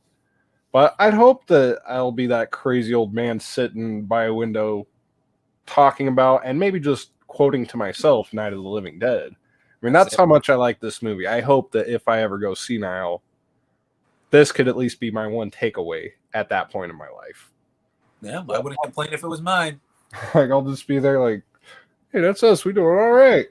That's it. Who the fuck is he talking to? You know what? It's just a great movie, bro. It's a great movie. There's so much to talk about in dissecting it. I mean, that hour and a half went by quick. Yeah, that's one thing too. Like, this movie for me, it's well paced. It's perfectly paced. Yeah. There's sometimes, and like it's paced so well, sometimes you feel the 90 minutes go by relatively quick. Yeah. But then there's sometimes where you just really get into it. Mm-hmm. And you're so soaked into it that you don't feel the time going. You feel like you're living the film in real time. Yeah, and you made a great call earlier where Johnny's dead, Barbara's running away, the music is crunching in on you, it's getting loud, you're tension, you're getting anxiety, getting scared. She runs into the house, and right as she slams the door, it's like a silent track on the movie hits. Romero knew when to bring you up, when to bring you down, when to bring you back up, and when to bring you back down. And then when to just you had to manipulate and manipulate the film and control the audience, and that's what a really wonderful and great filmmaker knows how to do. Oh yeah, he does it through directing. He does it through his script and writing. He does it through the editing process, when to cut, when to insert this shot, when to bring the music up and bring the music down. An absolute master craftsman at his art. And I don't think that George Romero gets enough credit. Obviously, Night of the Living Dead does. Dawn of the Dead does. And in recent years, Day of the Dead, too, I think has kind of been elevated into that discussion. But outside of those three films, I think people go Creepshow. I think it's Night, Dawn, Day, and Creepshow are the four that people go to. But they really focus on his zombie films. This guy has made so many great movies, all on that shelf right there. Got them all. Some of them multiple platforms, multiple releases. All of this is that whole wall is Mr. Romero stuff. I'm gonna enlarge you real quick, so maybe. You know, I'll do you one. Maybe. I'm gonna do you one better, bro. Well, what we're gonna see, everybody, is Robbie's gorgeous Romero collection. That's It's it. like I saw a little bit of it, and my God, it's fucking gorgeous is the only word. All right, so I'm gonna swing you around here, if we can see. There So we go. we got it here. Yep. All of this is Mr. Romero. I have this is all a couple of copies of Night of the Living Dead. This is that There's Only Vanilla film I was telling you about with Judith Riley, my number 2 behind Grace Kelly. Season of the Witch, which is an interesting film. The Crazies. The Crazies, which is incredibly underrated. Everyone loves the remake. Listen, the remake is a fine film. It's nice. It's a nice little action horror film, very cute. There's way more to dive into this film. I actually have 2 copies because this one has a commentary track with George Romero. And anything I can get my hands on that has him talking about his films, I keep it. And here's probably his best non-zombie film. It's called Martin. Oh, it's called Martin. It's a vampire film. I actually did a review for this film on my channel, Reviews and Rankings with Robby Sobel. I broke link in the description below. Yep. I broke down this film as well as some kind of the history of vampires in movies. This is phenomenal. You could find it on YouTube. Just type in Martin, George Romero. You can find a perfect HD quality copy. Can move along. Dawn of the Dead. This is still my favorite set out of anything I own. I own probably close to 1,600 movies on Blu-ray, DVD, and VHS. It's got 4 cuts of the film, 3 cuts of the film, rather, a 4th disc with a bunch of documentaries on it, commentary tracks. I got this back in 2004. And going along, everything else. Monkey Shines, which is a very interesting film about a guy who becomes a paraplegic who gets a monkey to help him around the house, but that monkey has other intentions. If any Dario Argento fans out there, there's a film, Two Evil Eyes. It's basically 2 short films, about 50-something minutes each. Harvey Keitel and Adrienne Barbeau are in it. Adrienne Barbeau, of course, was also in Creepshow. So we got a lot. I'm going to throw a bone one more here. No one talks about this. This is called Bruiser. This film was released shortly after 9/11. So like right around that time, people were into scary movies, man. This is kind of a slower, I wouldn't even call it a slasher film. It's a psychological breakdown of the main character and his revenge on the people in his life that have really kind of took him down. So I got a lot. I got tons of books. All a bunch of posters. I got a signed 8x10 there from the man himself. More Crazies. That fucking smile too. Yeah, that's the poster from Martin. And of course I got Dawn, Day, Night. And here's my autograph from Marilyn Eastman right here. Of course, there's Judy, my number. There's our girl. Oh, you know what? What a babe. Harry there, and Mr. Romero with no beard. Oh yeah, that's definitely the reporter. Definitely the reporter. And here, this is the one I'm sure people have seen people post. This is the 4-disc Ultra HD new release of Dawn. It's basically the set that I showed you before. Yeah, it's that, but all remastered. All those same special features are ported over. Plus, there's a bunch of new ones. I don't even have a 4K player, and I still got it. The bonus discs are Region B, and I don't even have a Region Free player. But eventually I will. I couldn't give it up. I'm going to mention 2 more things really quick. This is the Creepshow novel. Oh. Look at this. That is fucking gorgeous. That is something else. This is, of course, from the Father's Day edition, if you can see. No, right there. Let's see if we can. Hold on. Where's my cake, Bedelia? Love it. And That's fucking gorgeous. And the final thing that I will show you is this. Before George Romero passed away, he was writing a novel that was going to kind of sum up everything in his Living Dead universe. He got roughly 3/3 of the way through, maybe a little less, and then he passed away. His wife and his estate, I suppose, got together with a man named Daniel Krauss, who had worked on many other books before and had met George, I believe. He took all of George's notes and filled in the blanks. And what you have is a almost 700-page giant Living Dead story that puts a cap on the zombie world of George Romero. And I'm about halfway through. So far, it's pretty awesome. That sounds awesome. There you have it, my man. That is awesome. There you have it. Great stuff, bro. Chris has a question for you, though. Fire away, dude. Now, how many of those did you find at Dollar Tree? You know what? None of these. For my man George, you know, I got to break the bank a little bit. Top dollar, not at all. I can go cheap on the rest. Like this whole stack here, all of this. That's all zombie stuff, regular zombie stuff. And then I got some vampire stuff here, but yeah, I got a lot, bro. I mean, Jesus, man, I thought mine was crazy. I mean, I've got like you might as well take a look at it. Yep, that's one thing I had to splurge on was that Friday box set. Look at that art print too. Oh, dude, that's fucking beautiful. I got stuff up here. I got the Elm Street sign with the glove I kind of put on the wall. Pretty neat, you know? Oh, yeah. What? Gotta have Chucky. It moved. I saw him move a little. Robby, get out of there. I got Michael Myers, and I have all Hellraiser stuff, as you guys can see. So, man, you know, hey, you know what it is. Us horror fans, we go hard or go home, right? Oh, yeah. Like, one day, when I'm more financially sound, oh, God help us all, because I will be buying shit left and right.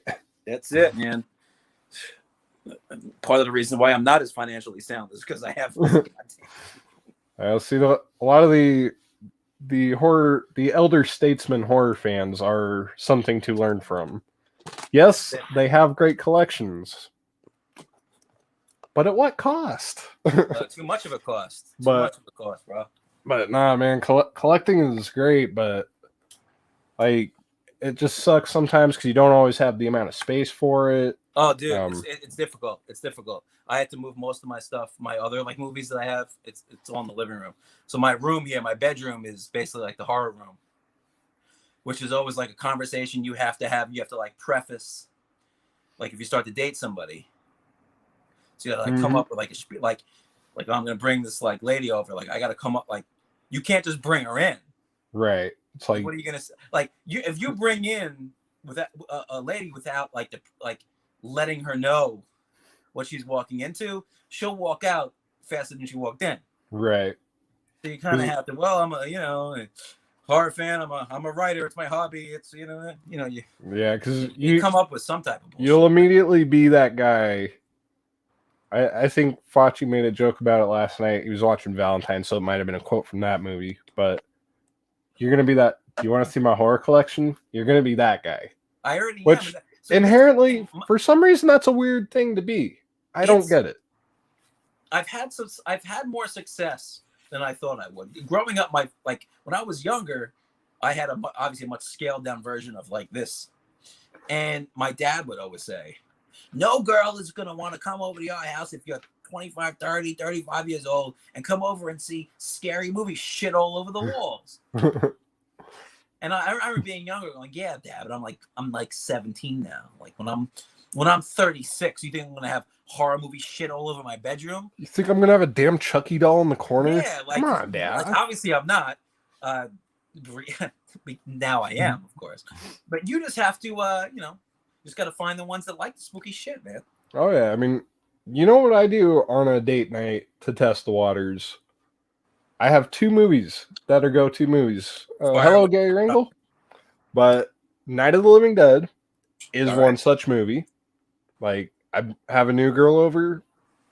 She wants to watch a movie. I'm like, hey, I'm kind of behind the times. I don't Netflix and chill. I just throw on a DVD and Yeah, get a pizza, you know? And then we'll see what happens. that's But it. it's Night of the Living Dead and Phantasm. Oh, Phantasm is really good Like, stuff. Oh man.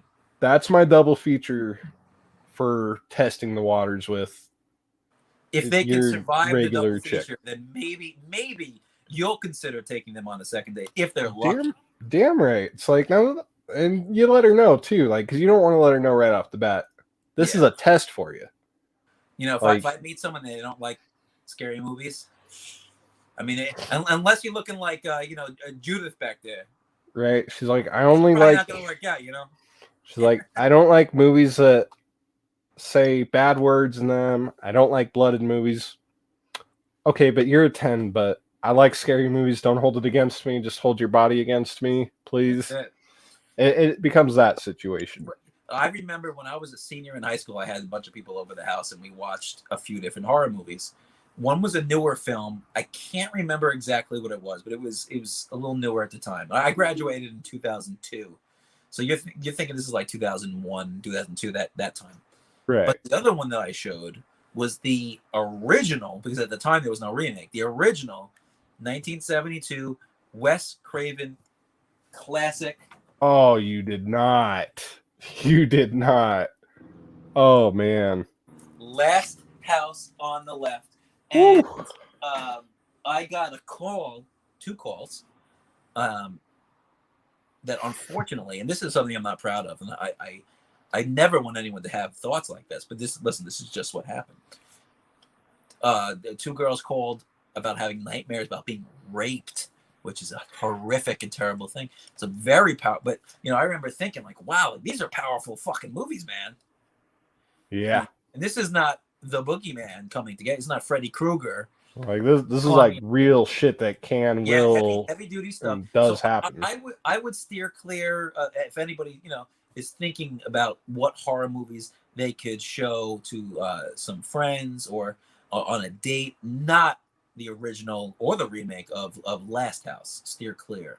Right. Nope. Last House. If she makes you watch 50 Shades, then you could show her Last House 09.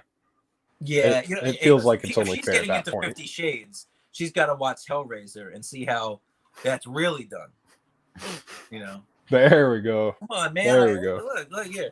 I got the puzzle box right there. Oh, fuck yeah, dude. Let's enlarge that there. There we go. That's fucking sick.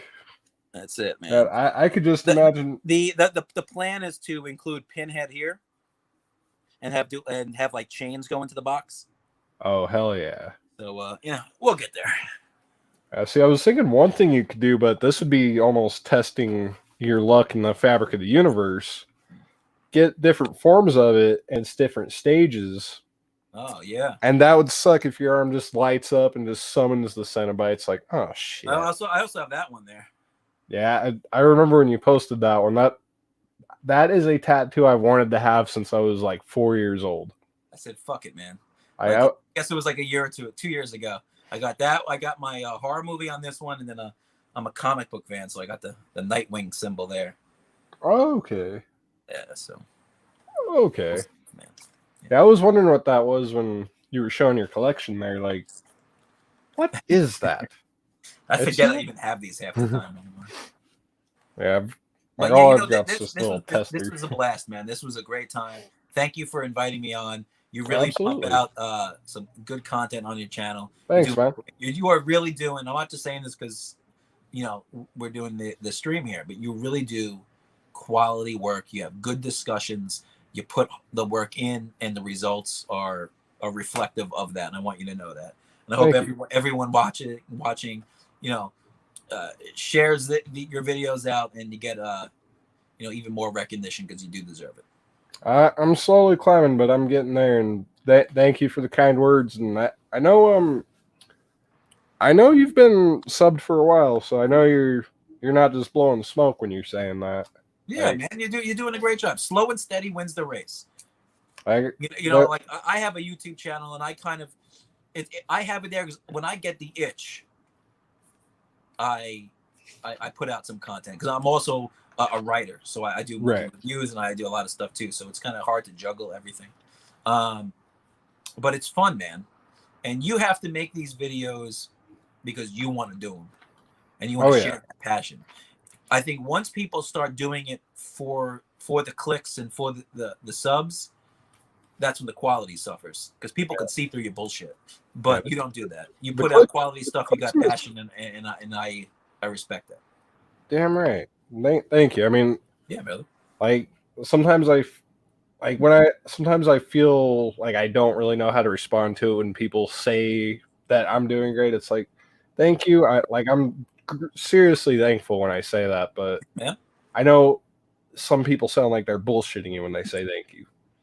And I'm like, I got a very bland voice almost. So it's like, oh Yeah. fuck, you need to know I'm coming off genuine when I say thanks. I'm not great at expressing that in a way that comes off as sincere as it is. Nah, totally understandable, bro. But yeah, it's like it's a lot of fun, man. Yeah. Like fucking watching movies is something I've always loved doing. When I found out that people actually do record their thoughts on movies Yeah. and it opens discussion, like holy shit, that's what my whole life has been, That's right. essentially. So fucking why not? You're killing it, bro. Good job. Thank you, man. And looking forward to seeing you next week for sure. Do you have anything coming up on your channel here in a couple days? I got stuff coming out that I haven't planned for probably end of February. I want to tackle some Romero stuff. Actually, I want to get into films that aren't really as known as well. Like I want to get do a review for Bruiser, and I wrote an article recently defending Rob Zombie's Halloween 2. So I think I'm going to take that out of the written form and put it in video form on the channel, so you can look out for that as well. That's a video I have been waiting. I'm gonna defend that one to the grave, my brother. Like that's what I've been waiting for, because that's when I realized I like this guy. This guy sees the fucking genius that is Rob Zombie's Halloween 2. That's it. So expect Romero's Bruiser and Halloween 2, Rob Zombie's Halloween 2 over the next couple weeks here. That's the one I'm looking forward to. Fucking definitely looking forward to checking that out. Those of y'all who don't know, those of y'all who have been living under a rock and don't know who this gentleman is, because I know most of you would be from Killer Flicks in the horror community, you should know Robby Sobel. The link to his channel will be in the description box down here below, wherever the words are at, lower corner here. But definitely go and check him out. He's got some pretty great content, and I'm not just saying that because he's a guest. He also writes articles. He's dropping links to those on the Facebooks. Sometimes I'm not a great reader, so I haven't really checked those out, but I'm keeping my eyes out on them. Appreciate it, bro. But sometimes just too damn busy to. Sometimes that's something I've learned too recently. Sometimes you just get too busy to check some things out. Yeah, man. We all got lives, man. We're trying to juggle everything, work and social life, and our hobbies. And sometimes you just want time for yourself to sit back and close your eyes and relax. And just because we have time to do certain things doesn't mean we have to. You have to have time to reflect and focus on yourself. And there's nothing wrong with that. Don't ever apologize for it. That's very well put. Very well put. This man has been dropping bombs of wisdom all night. I do what I can. Chris Snyder says, thank you for defending our ZH2. We need That's more on our side. Yes. Brad Dourif in Rob Zombie's Halloween 2 as Sheriff Brackett, when he finds Annie dead, is the best acting performance as far as a particular scene in the entire Halloween franchise, and I don't even think it's that debatable. I'm not saying he's the best actor or puts on a full performance total. Singular scene, that's the top of the list, in my opinion. Like that's definitely a scene that should be taught in film school. Like It was aspiring actors. heart-wrenching. If you can't sympathize with that man at that point, I question whether you have a heart and soul. Exactly.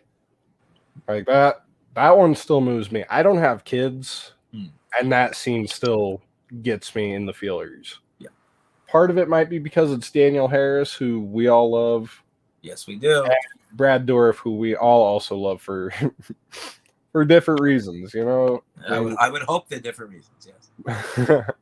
But yeah, it really, in a lot of ways, that his performance in that scene, it's only seconded by his performance in One Flew Over the Cuckoo's Nest. Similar performance when he's got the girl in the room there, when Jack Nicholson's like, "Hey, you got to unwind, Billy," and Nurse Ratched walks in, sees him there, says, "Billy, I'm calling your mother," and the breakdown that he has there, like, that's one of those other great Dourif moments. I think we got to throw, if we're going to talk about him, we got to throw out his performance in Exorcist 3. I always forget that he's in that one. Yep. Boom, right? And then, of course, then obviously Chucky. So, I mean, the dude's a beast, man. Like, and for those of y'all who are extra nerdy and film loving, Lord of the Rings. Okay, I'll let you handle that. I'm not qualified to talk about that because I haven't made it that far. I as much as I love those movies, I don't know the mythology well enough to really go into it. But the character that he plays in there is just a really, really slimy character. He really dials his performance back, but he's there's just something about that performance. He's nuanced with it. He's not that almost over the top Dourif that we all love. Well, shows he has range and he has a talent as an actor, and he shouldn't just be pigeonholed to one type of performance. Unfortunately, a lot of actors are put in that position where they're only, this character. They're only the bad guy, or the sleazy guy, or the creep, or the sidekick, whatever. Yep. Yeah. But yeah, Rob Zombie's Halloween 2, man. I'm gonna get on that, so we'll be good. Oh, absolutely. I'll be prepared. I wrote that article. I shared it on Facebook and all that. Right. One of the groups I'm in, I think it was just a Halloween movie group just for those movies. And whoa.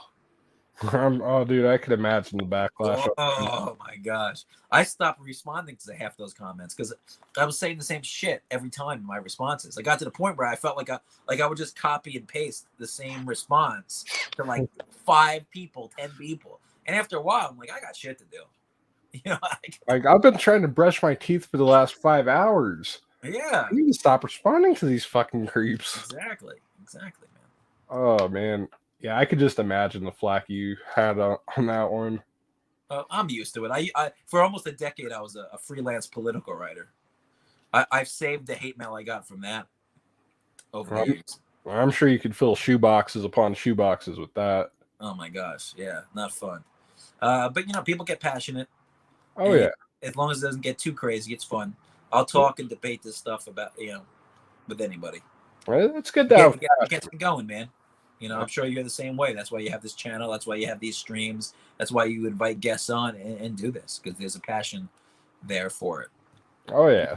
These are discussions that I think are important and that need to happen. And I think it's important that regular folks like you and I do them, and not always just maybe a filmmaker themselves, or a producer, or a professor. Because they're coming at certain things a certain way, but folks like you and I, if we can get our thoughts out there, people watching are it might hit them home a little differently. Can relate to it a little bit more. Right. When you see a Hollywood producer talk about his film, and which are great, and I love watching those. It's different than when Robbie and Dan do it. It's a different perspective, and I think all perspectives need to be heard. And every opinion, I think, is just as valid as the next for the most part, of course. Yeah, I would definitely agree with you on that one. So, I mean that is a conversation rabbit hole though. Because I know if we continue on with the dialogue that we're going on right now, we'll be here another 5 hours talking, and then it's like That's it, man. And I didn't even have a coffee today, so I won't make it 5 hours. yeah. See, I had like 3 cups of coffee, so I'm like really. And usually I'm kind of like you saw how I was pre-gaming. I'm like really, oh yeah, on top of it. Then when we started the stream, I was kind of like, okay. But yeah, at this point, because we're so far into it, I find that by the end of the stream and after the stream is when it gets really high functioning. Well, thank you again, man. I think I'm going to Google Judith Riley, see if she has a single granddaughter who's at least close, maybe here in the Orlando area. If so, I'll get on that. If not, then we'll just keep looking. Like she's got to semi resemble her. You know what? Even 7 out of 10, it's fine. She would have the same genetic pattern, so that's close. Yeah, I mean, I'm telling you. Jeez. I mean, you do the 6-degree separation there. Yeah, I mean, technically, she was a babe and a half. You did hook up with her. a total McHottie, for real, big time. And that is the thought we will leave you, kind viewers, with. And I had like the weirdest moment to have my dry throat catch up with me there. All right, man. But yeah, we'll be catching up. We'll be doing it again next week. Absolutely. Everybody out in the chat, you guys stay filthy and check out Robby Sobel's content. That's it. Peace out, everybody.